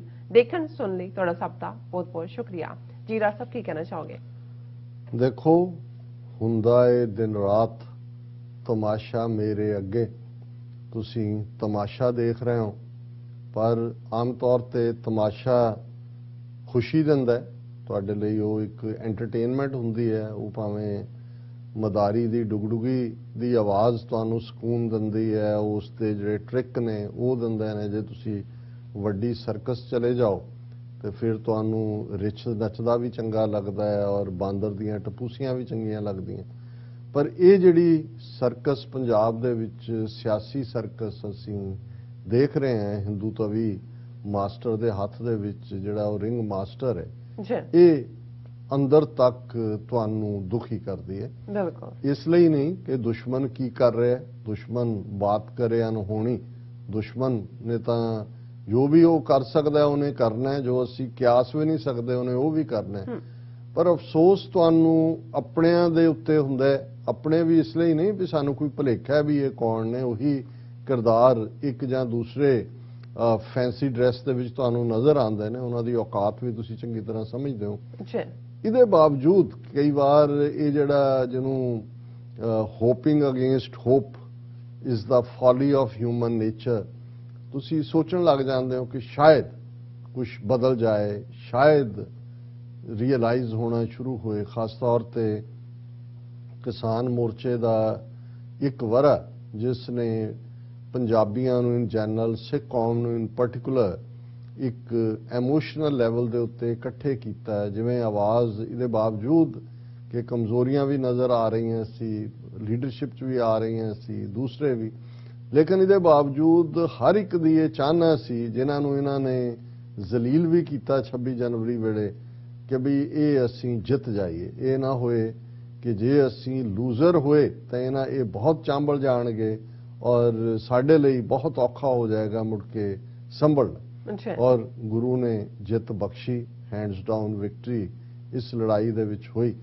ਫਿਰ ਇਹ ਲੱਗਦਾ ਸੀ ਕਿ ਵੀ ਸਾਰੇ ਪੀਰੀਅਡ 'ਚ ਜਿਵੇਂ ਸਿੱਖ ਕਰੈਕਟਰ ਔਰ ਪੰਜਾਬ ਦੇ ਵਿੱਚ ਖਾਸ ਤੌਰ ਤੇ ਸਾਡੇ ਪਿੰਡੂ ਸਮਾਜ 'ਚ ਜਿਵੇਂ ਜਿੱਥੇ ਕਈ ਸਦੀਆਂ ਦੇ ਵੈਰ ਵੀ ਤੁਰੇ ਆਉਂਦੇ ਨੇ, ਸ਼ਰੀਕਾਬਾਜ਼ੀ ਦੀ ਗੱਲ ਵੀ ਹੁੰਦੀ ਹੈ ਕਿ ਕਿਵੇਂ ਹਰ ਇੱਕ ਨੇ ਜੇ ਇੱਕ ਪਰਿਵਾਰ ਆ ਕੇ ਬੈਠਾ ਸਿੰਘੂ ਬਾਰਡਰ ਤੇ ਉਸੇ ਹੀ ਸ਼ਰੀਕਾਂ ਦੇ ਟੱਬਰ ਨੇ ਕਿਹਾ ਤੁਸੀਂ ਫਿਕਰ ਨਾ ਕਰੋ, ਅਸੀਂ ਤੁਹਾਡੇ ਖੇਤਾਂ ਦੀ ਟੇਕ ਕੇਅਰ ਕਰਾਂਗੇ, ਉਹ ਵਾਢੀਆਂ ਹੋਣ, ਉਹ ਬਿਜਾਈ ਹੋਏ, ਦੂਜਾ ਹੋਏ। ਉਸ ਨੂੰ ਲੱਗਿਆ ਕਿ ਵੀ ਇਹ ਤਾਂ ਸਦੀਆਂ ਦੀਆਂ ਨਫ਼ਰਤਾਂ ਵੀ ਦੂਰ ਹੋ ਰਹੀਆਂ ਨੇ ਔਰ ਇਸ ਗੱਲ ਦੀ ਸਮਝ ਆ ਰਹੀ ਹੈ ਕਿ ਇਹ ਜੰਗ ਹਿੰਦ ਪੰਜਾਬ ਹੈ ਔਰ ਇੱਕ ਪਾਸੇ ਪੰਜਾਬ ਇਸ ਵੇਲੇ ਸੋਲੀਡੈਰਿਟੀ ਦਾ ਪ੍ਰਗਟਾਵਾ ਕਰ ਰਿਹਾ। ਪਰ ਸਿਨੈਰੀਓ ਕੁਝ ਦਿਨਾਂ ਦੇ ਵਿੱਚ ਹੀ ਅਸੀਂ ਦੇਖਦੇ ਹਾਂ ਕਿ ਭਾਈ ਵਾਪਸੀ ਮਾਰਚ ਵੀ ਹੋਇਆ। ਹਾਲਾਂ ਅਸੀਂ ਵੀ ਡਿਸਕਸ ਕੀਤਾ ਸੀ, ਸਾਡੇ ਵਿਊਅਰਸ ਦਾ ਵੀ ਸੀ ਕਿ ਭਾਈ ਕੋਈ ਵਾਰੀ ਕੁਝ ਜ਼ਿਆਦਾ ਹੀ ਹੋ ਗਿਆ, ਕਰੰਸੀ ਨੋਟ ਸੁੱਟਣ ਤੱਕ, ਦੂਜਾ ਫਤਹ ਮਾਰਚ। ਪਰ ਚਲੋ ਅਸੀਂ ਸਮਝਦੇ ਹਾਂ ਵੀ ਕਈ ਵਾਰ ਕੁਝ ਚੀਜ਼ਾਂ ਬਣ ਜਾਂਦੀਆਂ ਨੇ ਜਿਸ ਕਿਸਮ ਦਾ ਇੱਕ ਹਵਾ ਹੁੰਦੀ ਹੈ ਔਰ ਅਸੀਂ ਪੰਜਾਬੀ ਇਸ ਗੱਲ ਲਈ ਜਾਣੇ ਜਾਂਦੇ ਹਾਂ, ਅਸੀਂ ਜਦੋਂ ਖੁਸ਼ ਹੁੰਦੇ ਹਾਂ ਤੇ ਹੱਦਾਂ ਟੱਪ ਕੇ ਖੁਸ਼ ਹੁੰਦੇ ਹਾਂ, ਜਦੋਂ ਅਸੀਂ ਰੋਹ ਕਰਦੇ ਹਾਂ ਉਦੋਂ ਹੱਦਾਂ ਟੱਪ ਕੇ ਰੋਹ ਕਰਦੇ ਹਾਂ, ਨਾ ਕਾਬਲੇ ਮੁਆਫੀ ਹੁੰਦਾ। ਐਕਸਪ੍ਰੈਸਿਵ ਲੋਕ ਹੈ ਸਾਡੇ। 6 ਮੌਸਮ ਵੀ ਜਿਹੜੇ ਨੇ ਫੁੱਲੀ ਕੁਦਰਤ ਨੂੰ ਐਕਸਪ੍ਰੈਸ ਕਰਦੇ ਨੇ। ਅਸੀਂ ਆਪਣੇ ਜਜ਼ਬਾਤਾਂ ਨੂੰ, ਆਪਣੇ ਹਾਸਿਆਂ ਨੂੰ, ਜਿਵੇਂ ਪੰਜਾਬੀ ਖੁੱਲ੍ਹ ਕੇ ਹੱਸਦਾ ਦੁਨੀਆ 'ਚ ਕੋਈ ਨਹੀਂ ਹੱਸਦਾ ਹੈ। ਔਰ ਇਹ ਨਹੀਂ ਮੈਂ ਕਹਿੰਦਾ ਵੀ ਜਿਵੇਂ ਵੈਣ ਪਾਉਂਦੇ ਨੇ ਉਹ ਤਾਂ ਉਹਦੇ 'ਚ ਵੀ, ਲੇਕਿਨ ਜੇ ਤੁਸੀਂ ਦੇਖੋ ਜੇ ਭਾਵੇਂ ਉਹਨੂੰ ਹੋਰ ਸ਼ੇਪਸ ਦੇ ਦਿੱਤੀਆਂ ਗਈਆਂ, ਜੇ ਭੰਗੜਾ ਹੈ ਤੇ ਉਹਦੇ 'ਚ ਵੀ ਜ਼ੋਰ ਹੈ, ਜੇ ਗਿੱਧਾ ਹੈ ਤੇ ਉਹਦੇ 'ਚ ਵੀ ਜ਼ੋਰ ਹੈ, ਕਿਉਂਕਿ ਇਹ ਜ਼ੋਰ ਦਾ ਕਲਚਰ ਵੀ ਹੈ, ਆਪਣੇ ਆਪ ਨੂੰ ਐਕਸਪ੍ਰੈਸ ਕਰਨ ਦਾ ਕਲਚਰ ਵੀ ਹੈ ਔਰ ਕੋਈ ਵੀ ਜਿਹੜਾ ਹੈ ਉਹ ਆਪਣੇ ਭਾਵਾਂ ਨੂੰ ਲੁਕਾਉਣ ਦੀ ਲਾਈਨ ਨਹੀਂ ਹੈ, ਐਕਸਪ੍ਰੈਸ਼ਨ ਹੈ। ਕਿਉਂਕਿ ਅਸੀਂ ਐਕਸਪ੍ਰੈਸ ਕਰਦੇ ਹਾਂ, ਜਿਹਨੂੰ ਪਿਆਰ ਕਰਦੇ ਹਾਂ ਉਹਨੂੰ ਅੰਤਾਂ ਦਾ ਪਿਆਰ ਕਰਦੇ ਹਾਂ ਔਰ ਇਹੀ ਕਾਰਨ ਹੈ ਕਿ ਉਹੀ ਵਿਛੜਨ ਵੇਲੇ ਜਾਂ ਦੂਜੇ ਜਿਵੇਂ ਅਥਰੂਆਂ ਦਾ ਚਾਰ ਚਫੇਰੇ ਪ੍ਰਵਾਹ ਵਗਦਾ ਹੈ। ਇਹ ਵੀ ਕਿ ਉਹੀ ਕੌਮ ਜਿਹੜੀ ਖੜੀ ਹੈ ਲੱਠ ਬਣ ਕੇ ਦੁਸ਼ਮਣ ਦੇ ਸਾਹਮਣੇ, ਪਰ ਜਦੋਂ ਆਪਣਿਆਂ ਤੋਂ ਵਿਛੜਦੇ ਨੇ ਜਾਂ ਜਿਨ੍ਹਾਂ ਨੂੰ ਉਹਨਾਂ ਨੇ ਮਹਿਫੂਜ਼ ਕੀਤਾ ਆਪਣੀ ਪ੍ਰੋਟੈਕਸ਼ਨ ਥੱਲੇ,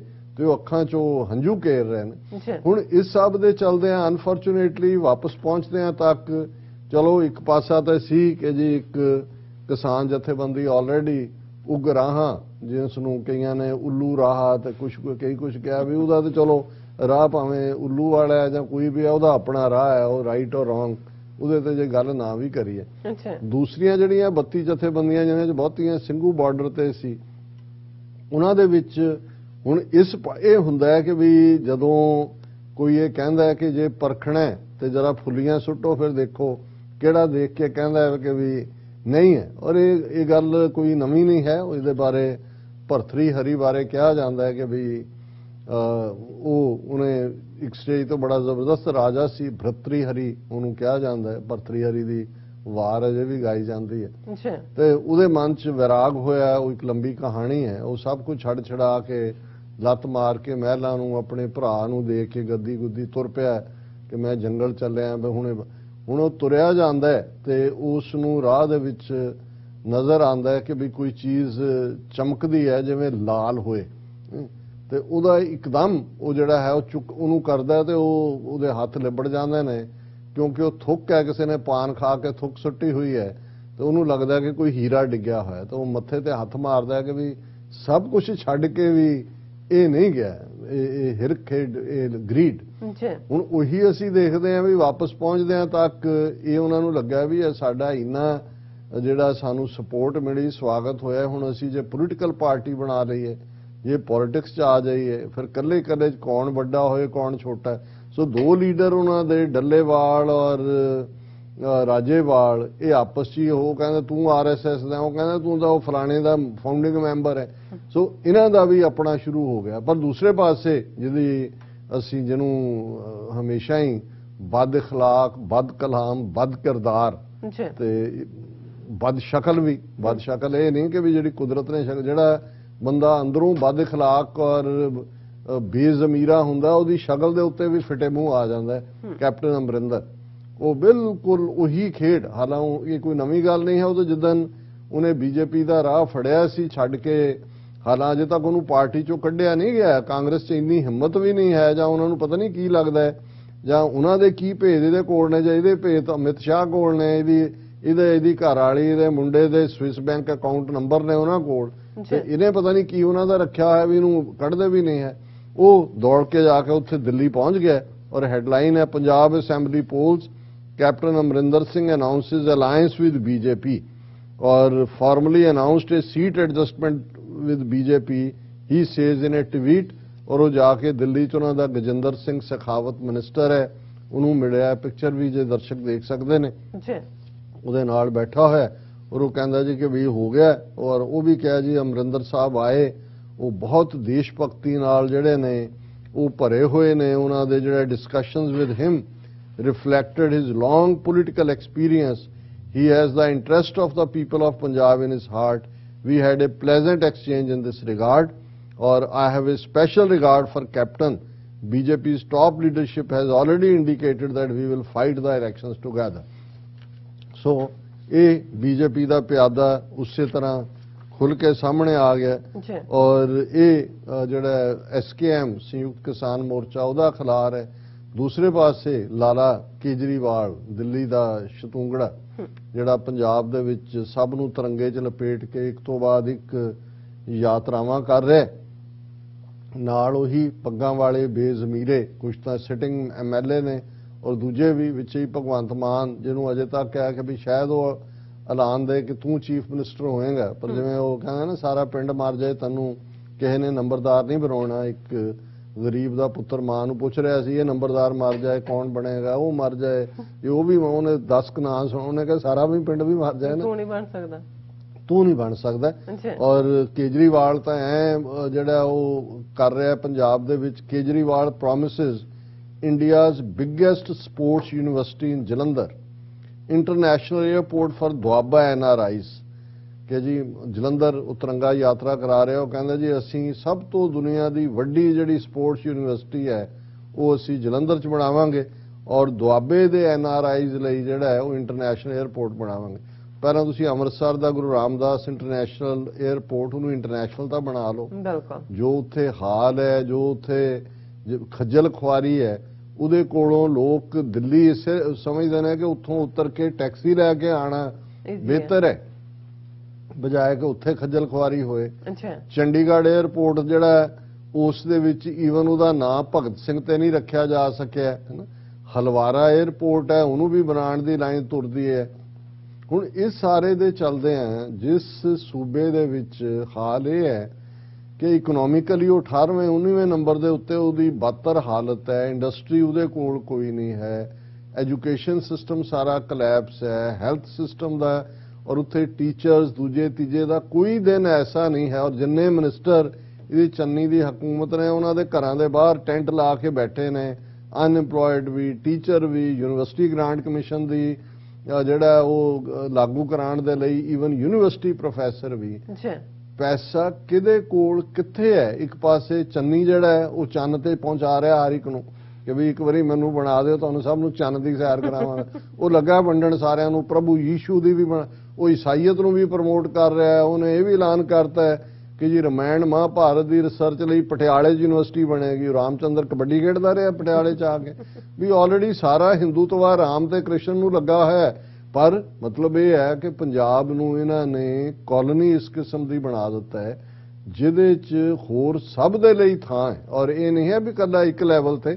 ਅਸੀਂ ਦੇਖਦੇ ਹਾਂ ਬਣਦੇ ਆ ਚੰਨੀ ਨੇ ਸੋਹਤੇ ਨੂੰ DGP ਬਣਾਇਆ। ਹੁਣ ਸੋਹਤਾ ਉਹ ਸੀ ਜਿਹੜਾ ਜ਼ਿੰਮੇਵਾਰ ਸੀ ਉਹ ਸਾਰੀ ਪਹਿਲੀ ਇਨਵੈਸਟੀਗੇਸ਼ਨ ਵੇਲੇ ਔਰ ਹੱਥ ਰਲੇ ਹੋਏ ਸੀ ਸੌਦਾ ਸਾਧ ਨਾਲ ਵੀ ਔਰ ਸੁਮੇਧ ਸੈਣੀ ਨਾਲ ਵੀ। ਰੌਲਾ ਗੋਲਾ ਪਿਆ, ਸਿੱਧੂ ਨੇ ਰੌਲਾ ਪਾਇਆ। ਹੁਣ ਜਿਹਨੂੰ ਅੱਜ ਉਹਨਾਂ ਨੇ ਬਣਾਇਆ ਸਿਧਾਰਥ ਚਟੋਪਾਧਿਆਏ, ਜੇ ਪੰਜਾਬ ਦੇ ਪਹਿਲੇ 5 ਪੁਲਿਸ ਆਫੀਸਰਸ ਜਿਹੜੇ ਜਿਨ੍ਹਾਂ ਨੇ ਪੰਜਾਬ ਕਾਡਰ 'ਚ ਪੰਜਾਬ 'ਚ ਰਹਿੰਦੇ ਆ 90ਵਿਆਂ ਦੇ ਦੌਰ 'ਚ ਸਿੱਖ ਨੌਜਵਾਨ ਮਾਰੇ ਨੇ ਤੇ ਉਹਦੇ 'ਚ ਸੁਮੇਧ ਸੈਣੀ, ਸੁਰੇਸ਼ ਅਰੋੜਾ, ਇਜ਼ਹਾਰ ਆਲਮ ਉਸ ਲਿਸਟ ਦੇ ਵਿੱਚ ਇਹ ਜਿਹੜਾ ਸਿਧਾਰਥ ਚਟੋਪਾਧਿਆਏ ਵੀ ਹੈ। ਹੁਣ ਉਹਨੂੰ DGP ਲਾ ਦਿੱਤਾ ਅੱਜ। ਔਰ ਇੱਕ ਪਾਸੇ ਚੱਲ ਰਿਹਾ ਜੀ ਸੌਦਾ ਸਾਧ ਤੋਂ ਪੁੱਛਗਿੱਛ ਕੀਤੀ। ਸੋ ਮਤਲਬ ਇਸ ਹੱਦ ਤੱਕ ਜਾ ਕੇ ਮੈਂ ਬਹੁਤ ਵਾਰੀ ਕਿਉਂਕਿ ਡਿਸਕਸ ਕਰਨਾ ਹੁੰਦਾ ਹੈ ਪੰਜਾਬ ਦੀ ਗੱਲ ਨਾ ਕਰੋ ਸਾਡੇ ਵਿਊਅਰਸ, ਪਰ ਮੈਨੂੰ ਇਹ ਲੱਗਦਾ ਹੁੰਦਾ ਵੀ ਅਸੀਂ ਵਕਤ ਦਾ ਜ਼ਿਆ ਕਰ ਰਹੇ ਹਾਂ ਕਿਉਂਕਿ ਇਹ ਬੇਜ਼ਮੀਰੇ, ਬੇਗੈਰਤ, ਬੇਅਣਖੇ ਵਿਕੇ ਹੋਏ ਕੋਈ ਬਾਂਦਰ ਹੈ, ਕੋਈ ਰਿਛ ਹੈ, ਕੋਈ ਸੱਪ ਹੈ ਜਿਹਨੇ ਡੰਗ ਮਾਰਨਾ ਹੀ ਮਾਰਨਾ, ਉਹਨੂੰ ਤੁਸੀਂ ਜੋ ਮਰਜ਼ੀ ਕਰੀ ਜਾਓ। ਇਹਨਾਂ ਦੇ ਉੱਤੇ ਅਸੀਂ ਕਾਹਦੀ ਚਰਚਾ ਕਰੀਏ? ਪਰ ਇਹ ਆਪਣੇ ਆਪ 'ਚ ਦੱਸਦਾ ਹੈ ਕਿ 70-75 ਸਾਲਾਂ ਦੇ ਵਿੱਚ ਗੁਲਾਮੀ ਕਿਸ ਕਦਰ ਸਾਡੇ ਰਗੋ ਰੇਸ਼ੇ 'ਚ ਪੰਜਾਬ ਦੀ ਬਾਡੀ ਪੋਲੀਟਿਕ ਦੇ ਵਿੱਚ ਵੜ ਚੁੱਕੀ ਹੈ ਕਿ ਕਿਵੇਂ ਇਹ ਸਾਰੇ ਜਿਹੜੇ ਨੇ ਉਹ ਹਿੰਦੂਤਵੀ ਸਰਕਸ ਦੇ ਵਿੱਚ ਘਟੀਆ ਤੋਂ ਘਟੀਆ ਨਾਚ ਕਰਨ ਦੇ ਲਈ ਤਿਆਰ ਨੇ। ਇੱਕ ਪਾਸੇ ਉਹ ਲੱਗੇ ਹੋਏ ਨੇ, ਦੂਸਰੇ ਪਾਸੇ ਜਿਹੜੇ ਫੇਸਬੁੱਕ ਔਰ ਸੋਸ਼ਲ ਮੀਡੀਆ ਦੇ ਉੱਤੇ ਸਾਡੇ ਆਪਣੇ ਭਰਾ ਜਿਨ੍ਹਾਂ ਨੂੰ ਅਸੀਂ ਬਾਹਰਲੇ ਸਮਝਦੇ ਸਨ, ਉਹ ਹਰਨਾਜ ਸੰਧੂ ਦੇ ਉੱਤੇ ਹੀ ਲੱਗੇ ਹੋਏ ਨੇ ਕਿ ਭਾਈ ਉਹਨੇ ਕੀ ਕਰਤਾ ਤੇ ਕੀ ਨਹੀਂ ਹੋ ਗਿਆ। ਇੱਕ ਵਾਰੀ ਡਿਸਕਸ ਤੁਸੀਂ ਉਹੀ ਕੰਮ ਜੋ ਦੁਸ਼ਮਣ ਕਰ ਰਿਹਾ ਹੈ, ਬਜਾਏ ਕਿ ਤੁਸੀਂ ਰੀਅਲ ਇਸ਼ੂਜ਼ ਦੇ ਉੱਤੇ ਫੋਕਸ ਕਰੋ। ਇਹ ਸਾਰੀਆਂ ਗੁਲਾਮੀ ਦੀਆਂ ਨਿਸ਼ਾਨੀਆਂ ਨੇ ਔਰ ਅਲਟੀਮੇਟਲੀ ਜਵਾਬ ਆਜ਼ਾਦੀ ਨਾਲ ਜੁੜਿਆ ਹੋਇਆ ਹੈ। ਸਾਡਾ ਐਫਰਟ ਕੌਮੀ ਤੌਰ ਤੇ ਤਾਂ ਇਹ ਹੋਣਾ ਚਾਹੀਦਾ ਹੈ ਕਿ ਕਿਸ ਉਦਮ ਤੇ ਰਾਜ ਮਿਲੇ, ਸ਼ਤਰੂ ਤੇ ਸਭ ਹੋਵੇ ਮੀਤ। ਜੋ ਕੀ ਯਤਨ ਕੀਤਾ ਜਾਏ, ਕਿਵੇਂ ਸਟ੍ਰੈਟੇਜਾਈਜ਼ ਕੀਤਾ ਜਾਏ, ਕੀ ਵਿਉਂਤਬੰਦੀ ਹੋਏ ਕਿ ਜਿਹੜੇ ਦੁਸ਼ਮਣ ਨੇ ਉਹ ਵੀ ਸੱਜਣ ਬਣ ਜਾਣ। ਪਰ ਅਸੀਂ ਤਾਂ ਹੋਰ ਪਾਸੇ ਹੀ ਐਵੇਂ ਵਾਹਣਾਂ ਦੇ ਵਿੱਚ ਭੱਜ ਕੇ ਜਿਹੜਾ ਖੱਜਲ ਖੁਆਰ ਵੀ ਹੋ ਰਹੇ ਹੈ ਔਰ ਆਪਣਾ ਅੰਤ ਵੀ ਕਰ ਰਹੇ। ਜੀ ਰਾਜ ਸਾਹਿਬ ਤੁਹਾਡਾ ਬਹੁਤ ਬਹੁਤ ਧੰਨਵਾਦ। ਸੋ ਇੱਥੇ ਲੈਣੇ ਬ੍ਰੇਕ। ਵਿਊਅਰਸ ਤੁਸੀਂ ਕਿਤੇ ਨਹੀਂ ਜਾਣਾ, ਮਿਲਦੇ ਹਾਂ ਛੋਟੇ ਜਿਹੇ ਬ੍ਰੇਕ ਤੋਂ ਬਾਅਦ।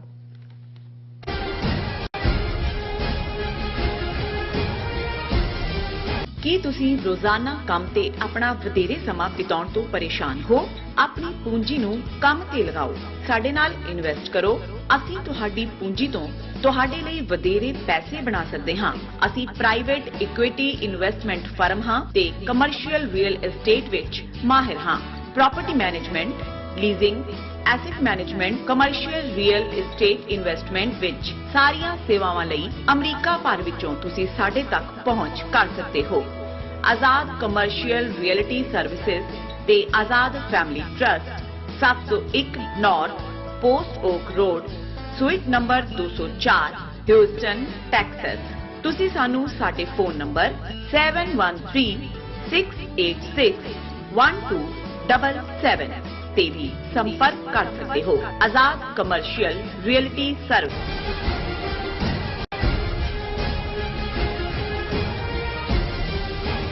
Viewers welcome back on program. So viewers ਹੁਣ ਆਪਾਂ ਗੱਲਬਾਤ ਕਰਨ ਜਾ ਰਹੇ ਹਾਂ। ਵਿਊਅਰਸ ਅਸੀਂ ਇਸ ਗੱਲ ਵਿੱਚ ਜਿਹੜੀ ਫਖਰ ਮਹਿਸੂਸ ਕਰਦੇ ਹਾਂ ਕਿ TV 84 ਦੇ ਪਲੇਟਫਾਰਮ ਰਾਹੀਂ ਬਹੁਤ ਸਾਰੇ ਜਿਹੜੇ ਆਪਣੇ ਪਾਕਿਸਤਾਨੀ ਵੀਰ ਭੈਣਾਂ ਸਾਡੇ ਨਾਲ ਜੁੜੇ ਨੇ। ਸੋ ਫੈਸਲਾਬਾਦ ਤੋਂ ਇੱਕ ਲੇਡੀ ਡਾਕਟਰ ਮਿਸਿਸ ਅਵਾਨ ਨੇ ਸਾਨੂੰ ਇੱਕ ਤਾਰੀਫ ਭਰੀ ਚਿੱਠੀ ਲਿਖੀ ਹੈ, ਜਿਸ ਵਿੱਚ ਉਹਨਾਂ ਨੇ ਸਿੱਖਾਂ ਅਤੇ ਮੁਸਲਮਾਨਾਂ ਦੀ ਸਾਂਝ ਦੀਆਂ ਬਾਤਾਂ ਪਾਈਆਂ ਨੇ। ਸੋ ਇਸ ਬਾਰੇ ਆਪਾਂ ਗੱਲਬਾਤ ਕਰਨ ਜਾ ਰਹੇ ਹਾਂ। ਸੋ ਅਸੀਂ ਚਾਹਾਂਗੇ ਕਿ ਤੁਸੀਂ ਇਸੇ ਤਰ੍ਹਾਂ ਬਣੇ ਰਹਿਣਾ। ਦੇਖਣ ਸੁਣਨ ਲਈ ਲਿਖਣ ਲਈ ਤੁਹਾਡਾ ਸਭ ਦਾ ਬਹੁਤ ਬਹੁਤ ਧੰਨਵਾਦ। ਜੀ ਰਾਜ ਸਾਹਿਬ ਕੀ ਕਹਿਣਾ ਚਾਹੋਗੇ?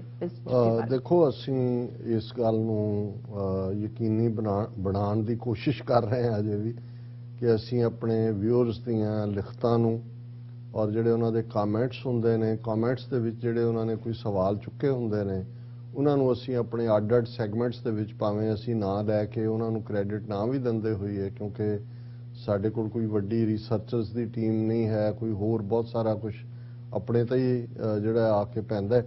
ਲੇਕਿਨ ਫਿਰ ਵੀ ਅਸੀਂ ਤੁਹਾਡੀਆਂ ਲਿਖਤਾਂ ਦੀ ਕਦਰ ਕਰਦੇ ਹਾਂ। ਤੁਹਾਡੇ ਸੈਂਕੜਿਆਂ ਕਮੈਂਟ ਜਿਹੜੇ ਰੋਜ਼ਾਨਾ ਅੱਡ-ਅੱਡ ਸੈਗਮੈਂਟਸ ਦੇ ਉੱਤੇ ਆਉਂਦੇ ਨੇ, ਉਹਨਾਂ ਚੋਂ ਸਾਨੂੰ ਸਿੱਖਣ ਨੂੰ ਵੀ ਮਿਲਦਾ। ਪਰ ਕੁਝ ਖਾਸ ਲਿਖਤਾਂ ਜਿਹੜੀਆਂ ਜਿਨ੍ਹਾਂ ਨੂੰ ਅਸੀਂ ਅਣਗੌਲਿਆ ਨਹੀਂ ਕਰ ਸਕਦੇ, ਔਰ ਖਾਸ ਤੌਰ ਤੇ ਜਿਹੜਾ ਹਾਲਾਂ ਬਹੁਤ ਸਾਰੇ ਸਾਡੇ ਸਿੱਖ ਵੀਰ ਭੈਣਾਂ ਲਿਖਦੇ ਨੇ, ਉਹਨਾਂ ਚੋਂ ਮੈਂ ਉਹਨੂੰ ਜ਼ਰੂਰੀ ਨਹੀਂ ਕਿ ਮੈਂ ਪਿਕ ਕਰਾਂ, ਮੈਨੂੰ ਹੁੰਦਾ ਵੀ ਇਹ ਤਾਂ ਆਪਣੇ ਨੇ ਤੇ ਅਸੀਂ ਆਪਣਿਆਂ ਦੀ ਗੱਲ ਤਾਂ ਕਰਦੇ ਹੀ ਹਾਂ, ਔਰ ਇਹ ਉਹਨਾਂ ਦਾ ਵੀ ਸਿੱਖ ਹੋਣ ਦੇ ਨਾਤੇ ਉਹਨਾਂ ਕੀ ਫਰਜ਼ ਵੀ ਹੈ ਔਰ ਪਿਆਰ ਵੀ ਹੈ। ਔਰ ਮੈਨੂੰ ਇਹ ਲੱਗਦਾ ਹੁੰਦਾ ਹੈ ਕਿ ਜਦੋਂ ਕੋਈ ਦੂਸਰਾ ਤੁਹਾਡੇ ਇਸ TV 84 ਦੇ ਨਾਲ ਜੁੜਦਾ ਹੈ ਔਰ ਉਹ ਤੁਹਾਨੂੰ ਪਿਆਰ ਕਰਦਾ ਔਰ ਉਸ ਦਾ ਇਜ਼ਹਾਰ ਕਰਦਾ ਹੈ, ਉਸ ਨੂੰ ਜਿਹੜਾ ਰੈਕਗਨਾਈਜ਼ ਕਰਨਾ ਇਹ ਸਾਡੇ ਲਈ ਜ਼ਰੂਰੀ ਵੀ ਹੁੰਦਾ। ਔਰ ਸਾਨੂੰ ਇੱਕ ਲਿਖਤ ਪਿਛਲੇ ਦਿਨਾਂ 'ਚ ਫੈਸਲਾਬਾਦ, ਜਿਸ ਦਾ ਪਹਿਲਾ ਨਾਂ ਲਾਇਲਪੁਰ ਸੀ, ਉਸ ਤੋਂ ਡਾਕਟਰ ਮਿਸਿਸ QA ਅਵਾਨ ਉਹਨਾਂ ਦੀ ਆਈ। ਉਹਦੇ 'ਚ ਉਹਨਾਂ ਨੇ ਜਿੱਥੇ ਤਾਰੀਫ ਕੀਤੀ ਹੈ, ਉਹਨਾਂ ਨੇ ਆਪਣੇ ਵੱਲੋਂ ਤਾਂ ਇੱਕ ਬੜੀ ਸਚਿਆਰਤਾ ਦੇ ਨਾਲ ਸਿੱਖਾਂ ਔਰ ਮੁਸਲਮਾਨਾਂ ਦੀ ਤੌਹੀਦ ਦੀ ਸਾਂਝ, ਇੱਕ ਸਾਂਝ ਰੱਬ ਦੀ ਹੋਂਦ, ਉਸ ਦੀ ਸਾਂਝ ਦੀ ਗੱਲ ਕੀਤੀ। ਪਰ ਇੱਕ ਦੋ ਉਹਦੇ 'ਚ, ਔਰ ਇਹ ਪ੍ਰਭਾਵ ਇਕੱਲਾ ਉਹਨਾਂ ਦੀ ਲਿਖਤ ਤੋਂ ਨਹੀਂ ਹੈ, ਤੁਹਾਨੂੰ ਕਈ ਪਾਕਿਸਤਾਨੀ ਭਰਾ ਜਦੋਂ ਮਿਲਣਗੇ ਵੀ ਜਾਂ ਦੂਜੇ, ਉਹ ਗੁਰੂ ਨਾਨਕ ਸਾਹਿਬ ਪ੍ਰਤੀ ਆਪਣੀ ਸ਼ਰਧਾ ਜਾਂ ਪਿਆਰ ਦਾ ਵੀ ਇਜ਼ਹਾਰ ਕਰਦੇ ਨੇ।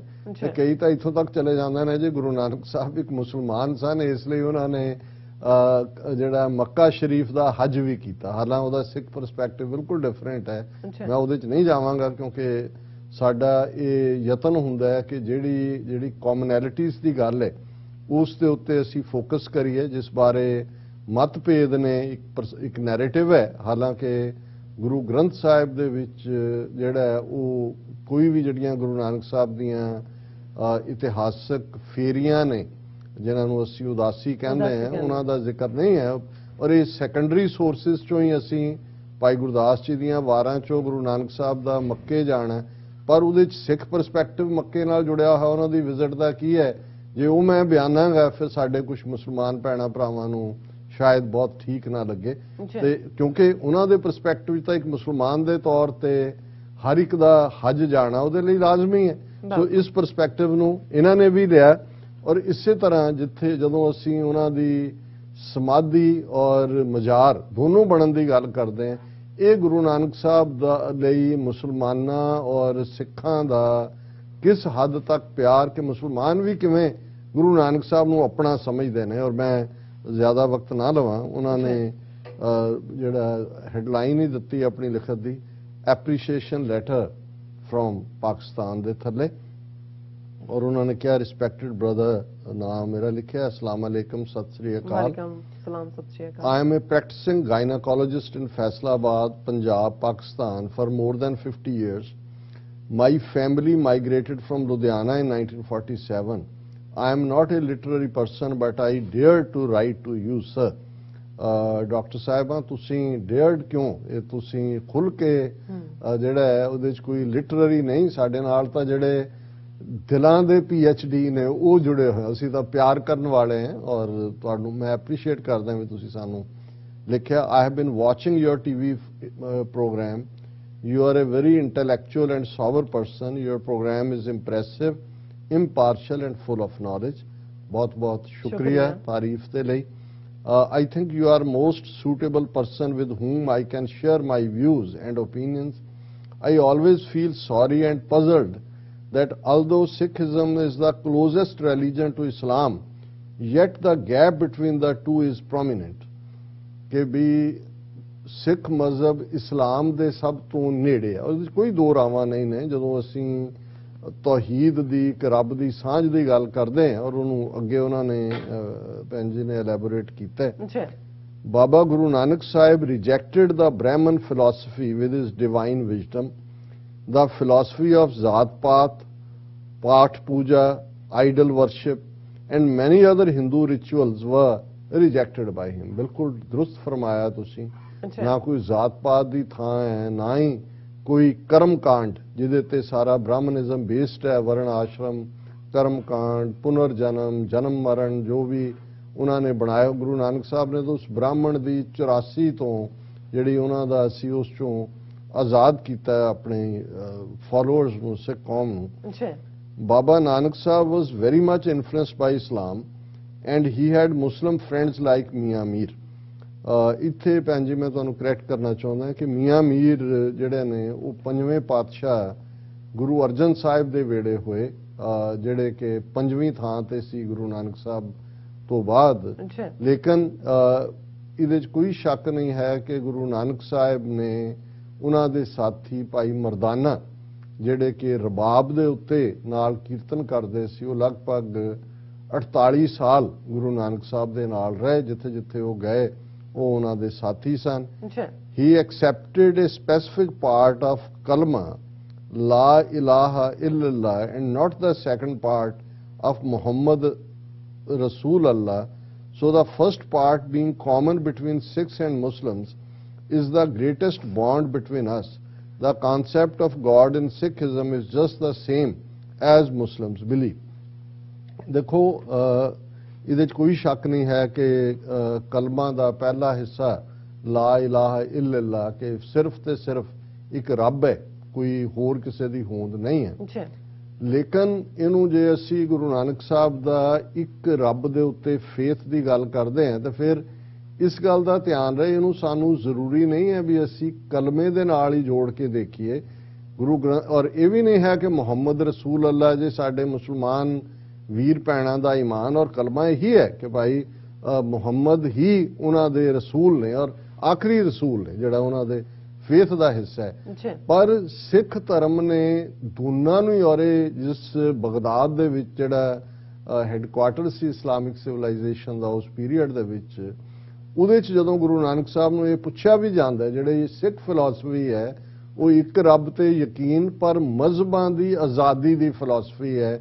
ਔਰ ਉਸ ਸਾਰੇ ਜਦੋਂ ਉਹਨਾਂ ਨੂੰ ਪੁੱਛਿਆ ਗਿਆ, ਪੁੱਛਣ ਖੋਲ ਕਿਤਾਬ ਨੂੰ, ਹਿੰਦੂ ਵੱਡਾ ਕਿ ਮੁਸਲਮਾਨ ਹੋਈ, ਬਾਬਾ ਆਖੇ ਹਾਜੀਆਂ, ਸ਼ੁਭ ਅਮਲਾਂ ਬਾਝੋਂ ਦੋਨੋਂ ਰੋਈ, ਕਿ ਅਲਟੀਮੇਟਲੀ ਰੱਬ ਦੀ ਦਰਗਾਹ 'ਚ ਲੇਬਲ ਮੈਟਰ ਨਹੀਂ ਕਰੇਗਾ ਕਿ ਤੁਸੀਂ ਕਿਹੜਾ ਲੇਬਲ ਲਾ ਕੇ ਆਏ ਹੋ, ਤੁਹਾਡੀ ਜ਼ਿੰਦਗੀ 'ਚ ਤੁਹਾਡੇ ਅਮਲ ਕਿਹੋ ਜਿਹੇ ਸੀ, ਇਹਨਾਂ ਤੇ ਆਧਾਰਿਤ ਫੈਸਲਾ ਹੋਏਗਾ। ਲੇਕਿਨ ਜਦੋਂ ਅਸੀਂ ਤੌਹੀਦ ਜਾਂ ਇੱਕ ਰੱਬ ਦੀ ਸਾਂਝ ਦੀ ਗੱਲ ਕਰਦੇ ਹਾਂ, ਜਿਹੜਾ ਇਸਲਾਮ ਦਾ ਬੇਸ, ਔਰ ਇਹ ਵੀ ਨਹੀਂ ਹੈ, ਜਦੋਂ ਅਸੀਂ ਹਜ਼ਰਤ ਮੁਹੰਮਦ ਸਾਹਿਬ ਦਾ ਜ਼ਿਕਰ ਕਰਦੇ ਹਾਂ, ਸਿੱਖ ਹੋਣ ਦੇ ਨਾਤੇ ਹਰ ਪੈਗੰਬਰ, ਹਰ ਰਿਲੀਜੀਅਸ ਪਰਸਨੈਲਿਟੀ, ਹਰ ਸਕੂਲ ਆਫ ਥਾਟ ਨੂੰ ਸਿੱਖ ਜਿਹੜਾ ਰਿਸਪੈਕਟ ਦਿੰਦਾ ਹੈ, ਔਰ ਸਿੱਖ ਇਹ ਮੰਨ ਕੇ ਤੁਰਦਾ ਹੈ ਕਿ ਹਰ ਇੱਕ ਨੂੰ ਹੱਕ ਹੈ ਕਿ ਉਸਨੇ ਕਿਸ ਰਸਤੇ ਤੇ ਤੁਰਨਾ ਹੈ। ਔਰ ਫਿਰ ਉਹਨਾਂ ਨੇ ਆਪਣੀ ਲਿਖਤ ਨੂੰ ਜਾਰੀ ਰੱਖਦੇ ਆ ਕਿ ਈਵਨ ਫਿਰ ਜਿਹੜੀ ਕਾਮਨਨੈਸ ਦੀ ਗੱਲ ਹੈ, oneness, eternity, self sufficient master, he doesn't sleep, eat, drink, he neither begets nor is begotten and is unique. ਇਹ ਰੱਬ ਦੀਆਂ ਜਿਹੜੀਆਂ ਕੁਆਲੀਫਿਕੇਸ਼ਨਸ ਨੇ, ਉਹ ਤਾਂ ਜਿਹਨੂੰ ਅਸੀਂ ਮੂਲ ਮੰਤਰ ਦੇ ਤੌਰ ਤੇ ਕਹਿੰਦੇ ਫੰਡਾਮੈਂਟਲ, ਜਿਵੇਂ ਕਲਮਾ ਬੜਾ ਸਪਸ਼ਟ ਹੈ ਕਿ ਕੋਈ ਰੱਬ ਹੈ ਔਰ ਉਹਦੇ ਬਿਨਾ ਕੋਈ ਨਹੀਂ ਹੈ। ਸੋ ਉਸ ਰੱਬ ਦੀਆਂ ਕੁਆਲਿਟੀਜ਼ ਨੂੰ ਗੁਰੂ ਨਾਨਕ ਸਾਹਿਬ ਨੇ ਕਿ ਉਹ ਇੱਕ ਹੈ, ਉਹਦਾ ਨਾਂ ਸੱਚਾ ਹੈ, ਉਹ ਕ੍ਰੀਏਟਰ ਹੈ, ਉਹ ਕਿਸੇ ਤੋਂ ਡਰਦਾ ਨਹੀਂ ਹੈ, ਕਿਸੇ ਦੇ ਨਾਲ ਵੈਰ ਨਹੀਂ ਰੱਖਦਾ, ਉਹ ਮੌਤ ਦੇ ਵਿੱਚ ਟਾਈਮ ਸਪੇਸ ਦੇ ਵਿੱਚ ਨਹੀਂ ਆਉਂਦਾ, ਉਹ ਬਰਥ ਨਹੀਂ ਲੈਂਦਾ ਕਿਉਂਕਿ ਉਹ ਜਿਹੜਾ ਜੰਮੇਗਾ ਉਹ ਮਰੇਗਾ ਵੀ, ਉਹ ਸੈਲਫ ਇਲੂਮੀਨੇਟਿਡ ਹੈ ਔਰ ਗੁਰੂ ਦੀ ਕਿਰਪਾ ਦੇ ਨਾਲ ਉਸ ਤੱਕ ਜਿਹੜੀ ਹੈ ਪਹੁੰਚ ਹੁੰਦੀ ਹੈ। ਇਹ ਸਾਡਾ ਇੱਕ ਓੰਕਾਰ ਸਤਨਾਮ ਕਰਤਾ ਪੁਰਖ ਨਿਰਭਉ ਨਿਰਵੈਰ ਅਕਾਲ ਮੂਰਤ ਅਜੂਨੀ ਸਹਿਭੰਗ ਗੁਰ ਪ੍ਰਸਾਦ, ਇਹ ਬਿਗਨਿੰਗ ਨੇ ਗੁਰੂ ਗ੍ਰੰਥ ਸਾਹਿਬ ਦੀ, ਔਰ ਬਿਲਕੁਲ ਠੀਕ ਇੰਟਰਪ੍ਰੀਟੇਸ਼ਨ ਉਹਨਾਂ ਨੇ ਕੀਤੀ ਹੈ। Even Christians have gone away from ਦੀਨ-e Ibrahim as they have made holy Christ as the Son of God. I have been watching most of TV programs in which Sikh brothers and Muslims discuss the similarities in culture, living style, language and eating habits, etc.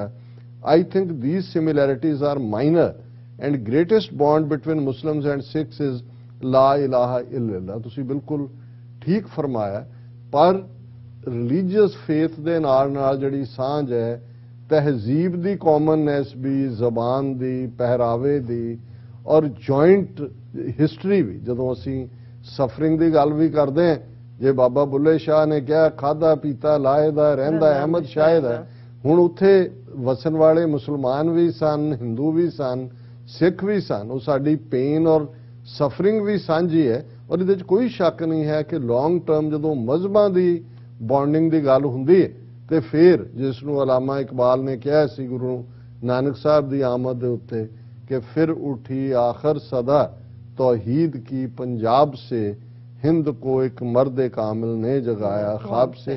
फिर उन्होंने जड़ा गुरु नानक साहब का करतारपुर साहब का जिक्र किया, पर मैं यदि हुण डिटेल्स नहीं जावांगा, मैं ऑलरेडी एक्सप्लेन कर दिता है कि भाई उन्होंने कुछ उन्होंने इस गलतफहमी जरूर है, मैं उहदे ते फिर किसी वेले उस दे उत्ते जड़ा वो रोशनी पावांगा।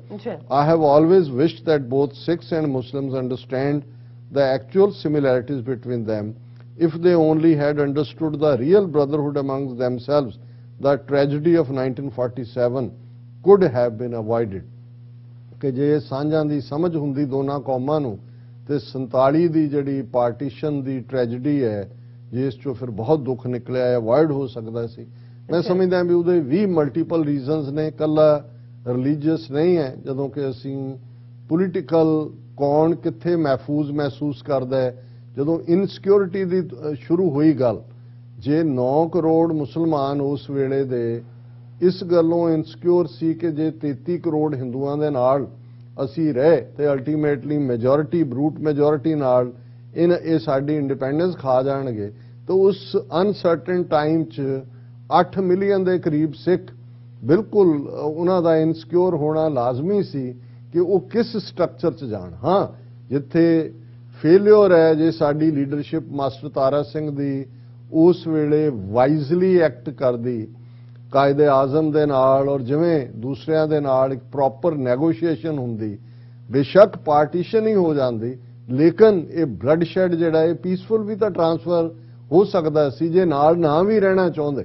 ਹਾਲਾਂਕਿ ਜੇ ਅਸੀਂ ਆਪਣੇ ਜਿਹੜੀ ਦੇਖੀਏ ਜਿਹੜੇ ਸਾਡੇ ਸੋਰਸ ਨੇ ਕਿ ਭਾਈ ਇੰਡੀਪੈਂਡੈਂਟ ਨੇਸ਼ਨ ਤੋਂ ਲੈ ਕੇ ਜੁਆਇੰਟ ਪਾਕਿਸਤਾਨ ਨਾਲ ਸਾਂਝ ਤੱਕ ਦੀਆਂ ਆਫਰਸ ਨੂੰ ਠੁਕਰਾ ਕੇ ਹਿੰਦੂਆਂ ਦੇ ਨਾਲ ਜਾਣ ਦਾ ਫੈਸਲਾ ਇੱਕ ਪੋਲੀਟੀਕਲ ਬਲੰਡਰ ਸੀ ਜਿਹਦੀ ਸਜ਼ਾ ਅਸੀਂ ਅੱਜ ਤੱਕ ਭੋਗ ਰਹੇ। ਔਰ ਅਖੀਰ ਚ ਉਹਨਾਂ ਨੇ ਕਿਹਾ ਕਾਇਦੇ ਆਜ਼ਮ ਮੁਹੰਮਦ ਅਲੀ ਜਿੰਨਾ sad that Hindus are uncorrectable, ਕਿ ਉਹਨਾਂ ਨੂੰ ਦਰੁਸਤ ਨਹੀਂ ਕੀਤਾ ਜਾ ਸਕਦਾ। He offered Master Tara Singh to join him and collectively demand freedom.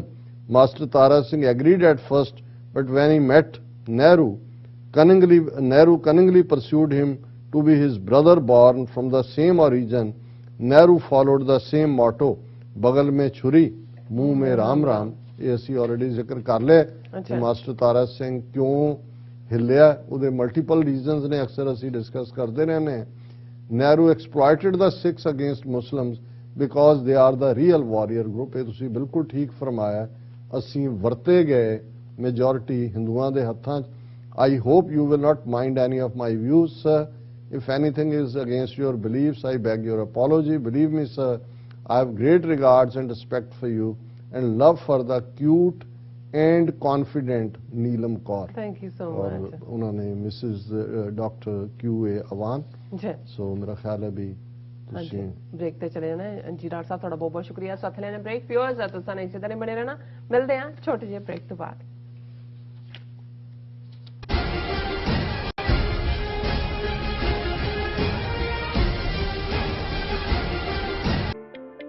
Signature truck service route 81 ਉੱਤੇ ਐਗਜ਼ਿਟ 235 ਤੇ ਟਰੱਕਰ ਵੀਰਾਂ ਲਈ 24 ਘੰਟੇ ਰੋਡ ਸਰਵਿਸ ਦੀ ਸੁਵਿਧਾ ਮੌਜੂਦ।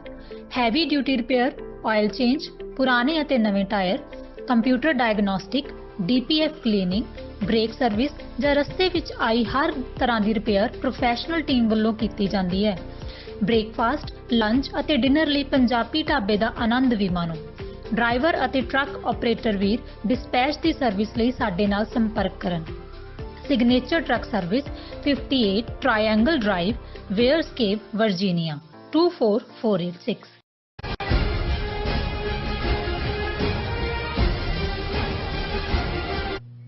Viewers welcome back on program. So viewers Saka Sirhind ਅਤੇ ਚਮਕੌਰ ਸਾਹਿਬ ਬਾਰੇ 100 ਸਾਲ ਪਹਿਲਾਂ ਲਾਹੌਰ ਵਿੱਚ ਵਸਦੇ ਇੱਕ ਮੁਸਲਮਾਨ ਸ਼ਾਇਰ ਅੱਲਾ ਯਾਰ ਖਾਨ ਯੋਗੀ ਨੇ 2 ਖੂਬਸੂਰਤ ਲੰਮੀਆਂ ਨਜ਼ਮਾਂ ਲਿਖੀਆਂ ਸਨ ਜਿਨ੍ਹਾਂ ਨੂੰ ਅਸੀਂ ਇਸ ਸ਼ਹੀਦੀ ਪੰਦਰਵਾੜੇ ਵਿੱਚ ਦਰਸ਼ਕਾਂ ਨਾਲ ਸਾਂਝੀਆਂ ਕਰਨ ਜਾ ਰਹੇ ਹਾਂ। ਸੋ ਇਸ ਦਾ ਆਪਾਂ ਕੱਲ ਵੀ ਜ਼ਿਕਰ ਕੀਤਾ ਸੀ, ਉਹ ਸਵਾਦ ਵੀ ਕਰਨ ਜਾ ਰਹੇ ਹਾਂ। ਸੋ ਅਸੀਂ ਚਾਹਾਂਗੇ ਕਿ ਤੁਸੀਂ ਇਸੇ ਤਰ੍ਹਾਂ ਬਣੇ ਰਹਿਣਾ। ਦੇਖਣ ਸੁਣ ਲਈ ਲਿਖਣ ਲਈ ਤੁਹਾਡਾ ਸਭ ਦਾ ਬਹੁਤ ਬਹੁਤ ਸ਼ੁਕਰੀਆ। ਜੀ ਡਾਕਟਰ ਸਾਹਿਬ ਕੀ ਕਹਿਣਾ ਚਾਹੋਗੇ?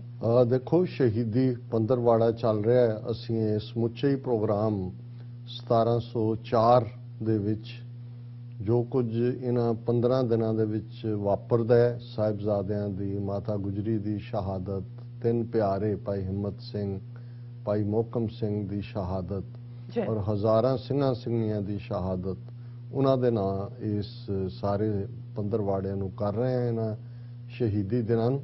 ਔਰ ਉਹਦੇ ਲਈ ਅਸੀਂ ਆਪਣੇ ਵਿਊਅਰਸ ਦੀ ਜਿਹੜਾ ਹੈ ਉਹ ਮੰਗ ਦੇ ਉੱਤੇ ਹੀ ਅੱਲਾ ਯਾਰ ਖਾਂ ਯੋਗੀ ਜਿਹੜੇ ਲਗਭਗ 100 ਸਾਲ ਪਹਿਲਾਂ ਅਨਾਰਕਲੀ ਲਾਹੌਰ 'ਚ ਹੋਏ, ਇੱਕ ਬਹੁਤ ਹੀ ਦਰਵੇਸ਼ ਫਕੀਰ ਕਿਸਮ ਦੇ ਇਨਸਾਨ, ਔਰ ਇਹ 2 ਨਜ਼ਮਾਂ ਉਹਨਾਂ ਨੇ ਜਿਹੜੀਆਂ ਕਿ 1913 ਔਰ 1915 ਤੱਕ ਪਹੁੰਚਦੇ ਆ, ਖੁਦ ਉਹਨਾਂ ਨੇ ਸਿੱਖ ਸੰਗਤ ਨੂੰ ਆ ਕੇ ਉਹ ਸੁਣਾਉਂਦੇ ਵੀ ਸੀ। ਔਰ ਇਹ ਉਹਨਾਂ ਦਾ ਕਲਾਮ ਅੱਜ ਇਸ ਪੰਦਰਵਾੜੇ 'ਚ ਦੁਨੀਆ ਭਰ 'ਚ ਜਿੱਥੇ ਚਰਚਾ ਹੁੰਦੀ ਹੈ ਉੱਥੇ ਅੱਲਾ ਯਾਰ ਖਾਂ ਯੋਗੀ ਨੂੰ ਕੋਟ ਕੀਤਾ ਜਾਂਦਾ ਹੈ। ਔਰ ਅਸੀਂ ਕਿਉਂਕਿ ਲੰਬੀਆਂ ਇਹ ਉਹਨਾਂ ਦੀਆਂ ਨਜ਼ਮਾਂ ਨੇ, ਸੋ ਉਹਨਾਂ ਨੂੰ ਹਿੱਸਿਆਂ ਦੇ ਵਿੱਚ ਅਸੀਂ ਕੱਲ ਇੱਕ ਹਿੱਸੇ ਤੱਕ ਪਹੁੰਚ ਗਏ ਸੀ ਕਿ ਕਿਵੇਂ ਗੁਰੂ ਗੋਬਿੰਦ ਸਿੰਘ ਸਾਹਿਬ ਆਪਣੇ ਵੱਡੇ 2 ਫਰਜ਼ੰਦ ਸਾਹਿਬਜ਼ਾਦਾ ਅਜੀਤ ਸਿੰਘ, ਸਾਹਿਬਜ਼ਾਦਾ ਜੁਝਾਰ ਸਿੰਘ ਔਰ 40 ਸਿੱਖਾਂ ਦੇ ਨਾਲ ਉੱਥੋਂ ਅਨੰਦਪੁਰ ਸਾਹਿਬ ਦੇ ਕਿਲੇ 'ਚੋਂ ਸਰਸਾ ਦੇ ਕੰਢੇ ਜੂਝਦਿਆਂ ਜਿਹੜਾ ਚਮਕੌਰ ਦੀ ਗੜੀ 'ਚ ਪਹੁੰਚ ਜਾਂਦੇ ਨੇ। ਔਰ ਅਗਲੇ ਦਿਨ ਜਦੋਂ ਕਿ ਚਮਕੌਰ ਦੀ ਇੱਕ ਅਲੋਕਾਰ ਜੰਗ ਹੁੰਦੀ ਹੈ, ਇੱਕ ਪਾਸੇ ਲਗਭਗ 10 ਲੱਖ ਫੌਜ ਜਿਹੜੀ ਚਮਕੌਰ ਸਾਹਿਬ ਤੋਂ ਲਾਹੌਰ ਤੱਕ, ਇਧਰ ਸਰਹੰਦ ਤੱਕ ਫੈਲੀ ਹੋਈ ਹੈ, और 40 ਭੁੱਖੇ ਪਾਣੇ सिख और गुरु के साहबजादे।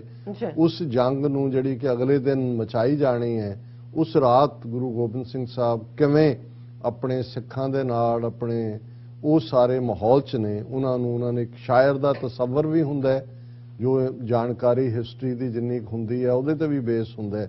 सो उहदे च उन्होंने ये कहा, जब 1.5 घड़ी रात गई जिक्रे खुदा में, खैमे से निकल आ गए सरकार हवा में, कदमों से टहलते थे मगर दिल था दुआ में, बोले ए खुदावंद हूँ खुश तेरी रजा में, करतार से कहते थे गोया रूबरू होकर, कल जाऊंगा चमकौर से मैं सुर्ख रू होकर, मैं तेरा हूँ बच्चे भी मेरे तेरे हैं मौला, मैं तेरा हूँ बच्चे भी मेरे तेरे हैं मौला, थे तेरे ही हैं तेरे रहेंगे तेरे दाता, जिस हाल में रखे तू वही हाल है अच्छा, जुज शुक्र के आने का ज़बां पर नहीं शिकवा, लेटे हुए हैं खालसा जी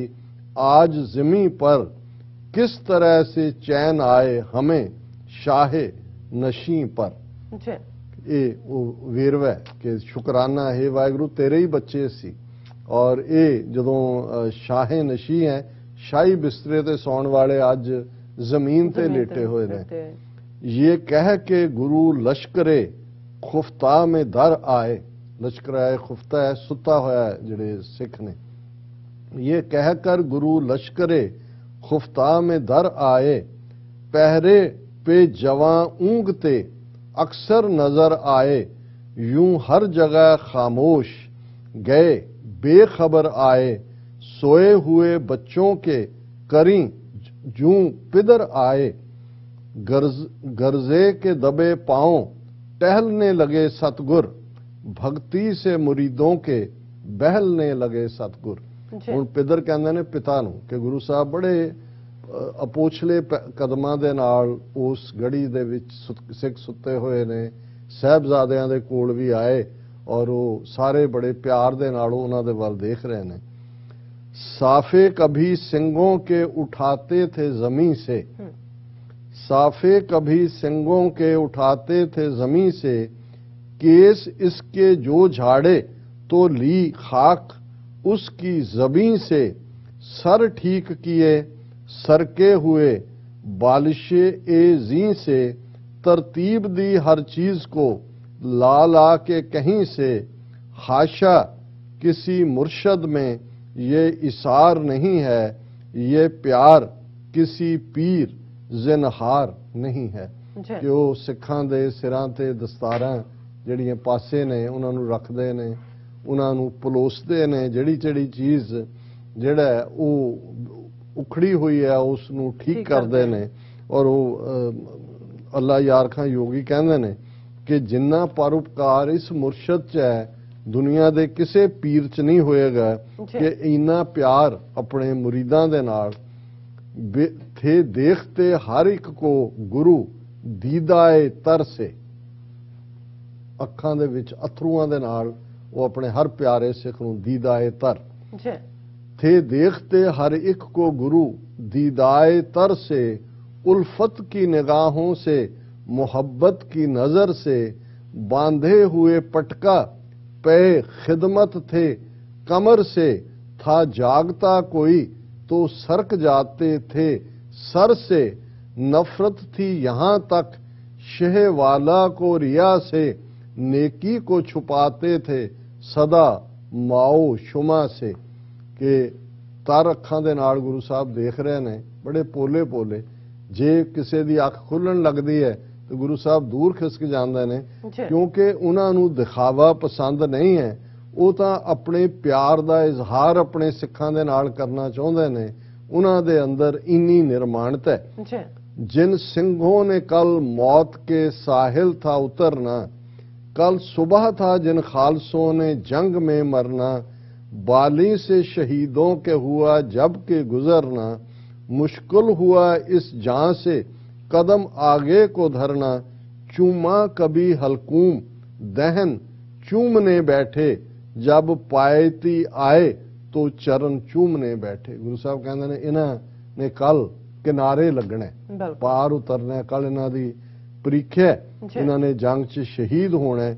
ਇਸ ਲਈ ਗੁਰੂ ਸਾਹਿਬ ਕਦੇ ਉਹਨਾਂ ਦੇ ਗਲ ਚੁੰਮਦੇ ਨੇ, ਉਹਨਾਂ ਦੇ ਮੂੰਹ ਚੁੰਮਦੇ ਨੇ, ਤੇ ਕਈ ਵਾਰ ਉਹਨਾਂ ਦੇ ਪੈਰਾਂ ਵੱਲ ਜਾ ਕੇ ਉਹਨਾਂ ਦੇ ਪੈਰ ਵੀ ਚੁੰਮਦੇ ਨੇ। ਫਰਮਾਏ सहर सो कि ये होशियार ना होंगे, अब हो कि ये फिर नींद से बेदार ना होंगे, हम होंगे मुसीबत में मगर ये यार ना होंगे, ये सिंह प्यारे ये वफादार ना होंगे, सोए हुए शेरों को गले अपने लगाया, सतगुरु ने दलेरों को गले अपने लगाया। उन्होंने कहा कि कल सवेर चढ़ेगी, अज रात सुते ने, फिर इन्हां दा हमेशा लई सौना होएगा, ये नहीं होणगे, और जदों मैं मुश्किलां चों गुजरांगा ते ये हुण मेरे नाल नहीं होणगे, कल इन्हां नूं शहीदी मिलेगी। इंसाफ करे जी में जमाना तो यकीन है, इंसाफ करे जी में जमाना तो यकीन है, कह दे गुरु गोबिंद का सानी ही नहीं है, ये प्यार मुरीदों से ये शफकत भी कहीं है, भक्ति में गुरु अर्श है संसार जमी है, उल्फत के ये जज्बे नहीं देखे कहीं हमने, है देखना एक बात सुने भी नहीं हमने। उन्होंने क्या है, शफकत कहते ने किरपा नूं, मुहब्बत कि ये जज्बा गुरु अर्श ते ने, कोई इहदे मुकाबले ते नहीं आ सकता, बाकी फरिश्ते ने। करतार की सौगंध है नानक की कसम है, जितनी भी हो गोबिंद की तारीफ वो कम है, हर चंद मेरे हाथ में पुरजोर कलम है, सतगुर के लिखूं वसब कहाँ ताबे रकम है, एक आंख से क्या बुलबुला कल बहर को देखे, साहिल को या मंझधार को या लहर को देखे। कि मेरी कलम च ताकत ही नहीं है कि मैं गुरु गोबिंद सिंह साहब दी तारीफ कर सका, मैं रब दी सौं ते नानक गुरु नानक दी कसम खा के कहना है कि जितनी भी हो गोबिंद की तारीफ वो कम है, कि मेरी कलम च ताकत ही नहीं है। मदा हूं नानक का सना खवा हूं तेरा, तेरी वडियाई करने वाला मदा तेरा प्यारा हमायती। मदा हूं नानक का सना खवा हूं तो तेरा, पिनहा हूं तेरा हूं, नुमाया हूं तो तेरा, शादा हूं तो तेरा हूं, परेशान हूं तो तेरा, हिंदू हूं तो तेरा हूं, मुसलमान हूं तो तेरा, कुर्बानियां की तूने बहुत राहे खुदा में, दर्जा है तेरा खास ही खासाने खुदा में। कि सच दे राह ते जो तुहाडा रुतबा है उस नूं मेरा सलाम है, और मैं तुहाडा लुकिया होया भी और मदा वडियाई करने वाला तुहाडा चाकर है। ऐ सतगुर गोबिंद तू वो अबरे करम है रहमत दे बदल, ऐ सतगुर गोबिंद तू वो अबरे करम है, ऐ सतगुर गोबिंद तू वो आली हमम है बहुत हिम्मत वाला। सानी तेरा दारा था सिकंदर है ना जम है, खाता तेरा कर्मों की फरीदों भी कसम है, हातम का सखावत से अगर नाम भुलाया, जुर्रत से हमें रुस्तमों बहराम भुलाया। ये हिस्टोरिकल करैक्टर उन्होंने बयाने ने ते अखीर च असीं किस शान का रुतबा तेरा अल्लाह गनी है, वड्डा ते बेपरवाह। किस शान का रुतबा तेरा अल्लाह गनी है, मस्कीन गरीबों में दलेरों में जरी है। कि मस्कीना तू मस्कीन है, जेड़े बहादुर ने उन्हां तू बहादुर है। किस शान का रुतबा तेरा अल्लाह गनी है, मस्कीन गरीबों में दलेरों में जरी है। अंगद है अमरदास है अर्जन भी तू ही है, नानक से लेता तेग बहादुर तू सभी है। तीरथ नहीं कोई रोशन के बराबर, दर्शन तेरे 10 गुरुओं के दर्शन के बराबर। ये जोत 10वीं जोत है गुरु नानक तो सारे गुरु साहबान दी। किस सबर से हर एक कड़ी तूने उठाई, किस शुक्र से हर चोट कलेजे पे है खाई। वालिद को कटाया कभी औलाद कटाई, की फकर में फाके में हजारों से लड़ाई, हिम्मत से तेरी सब थे सलातीन लर्जते, जुर्रत से तेरी लोग थे ता चीन लर्जते। कि तुसीं अपने पिता ਨੂੰ ਕੁਰਬਾਨ ਕਰਵਾਇਆ, ਪੁੱਤਰ ਕੁਰਬਾਨ ਕਰਵਾਏ, ਭੁੱਖ ਦੇ ਵਿੱਚ ਵੀ ਹਜ਼ਾਰਾਂ ਨਾਲ ਜੂਝੇ, ਹਿੰਮਤ ਸੇ ਤੇਰੀ ਸਭ ਤੇ ਸਲਾਤੀਨ ਲਰਜ਼ ਤੇ, ਤੁਹਾਡੀ ਹਿੰਮਤ ਦੇ ਸਾਹਮਣੇ ਵੱਡੇ ਵੱਡੇ ਸੁਲਤਾਨ ਜਿਹੜੇ ਨੇ ਉਹ ਕੰਬਦੇ ਸੀ, ਜੁਰਤ ਸੇ ਤੇਰੀ ਲੋਕ ਥੇ ਤਾ ਚੀਨ ਲਰਜ਼ ਤੇ, ਕਿ ਤੁਹਾਡੀ ਜੁਰਤ ਔਰ ਬਹਾਦਰੀ ਦੇ ਸਾਹਮਣੇ ਚੀਨ ਤੱਕ ਦੇ ਯੋਧੇ ਜਿਹੜੇ ਨੇ ਉਹ ਮੁਰਝਾ ਜਾਂਦੇ ਸੀ। ਜੀ ਡਾਕਟਰ ਸਾਹਿਬ ਤੁਹਾਡਾ ਬਹੁਤ ਬਹੁਤ ਸ਼ੁਕਰੀਆ, ਤੁਸੀਂ ਆਪਣੇ ਵਿਚਾਰ ਸਾਡੇ ਦਰਸ਼ਕਾਂ ਨਾਲ ਸਾਂਝੇ ਕੀਤੇ ਨੇ। ਸੋ ਇਸ ਨਾਲ ਆਪਣੇ ਵਿਊਅਰਸ ਕਰਨ ਨੇ ਇਜਾਜ਼ਤ। ਵਿਊਅਰਸ ਸਾਡੇ ਪ੍ਰੋਗਰਾਮ ਦਾ ਸਮਾਂ ਇੱਥੇ ਸਮਾਪਤ ਹੁੰਦਾ। ਤੁਸੀਂ ਆਪਣੀ ਰਾਏ ਤੇ ਸੁਝਾਅ ਸਾਨੂੰ ਭੇਜਣਾ ਭੁੱਲਣਾ ਸਾਡੇ ਇਸ ਪਤੇ ਤੇ sos@tveri4.tv ਤੇ ਅਸੀਂ ਆਪਣਾ ਪ੍ਰੋਗਰਾਮ ਲੈ ਕੇ ਫਿਰ ਦੁਬਾਰਾ ਤੁਹਾਡੇ ਸਾਹਮਣੇ ਹੋਵਾਂਗੇ। ਤਦ ਤੱਕ ਲਈ ਮੈਨੂੰ ਤੇ ਆਪਣਾ ਸੁਣਾ ਗਿਆ ਦੋ ਦੇਖਦੇ ਰਹੋ TVeri4 ਬੁਲਾ ਦਿਓ ਫਤਿਹ। ਵਾਹਿਗੁਰੂ ਜੀ ਕਾ ਖਾਲਸਾ, ਵਾਹਿਗੁਰੂ ਜੀ ਕੀ ਫਤਿਹ। ਰੱਬ ਰਾਖਾ।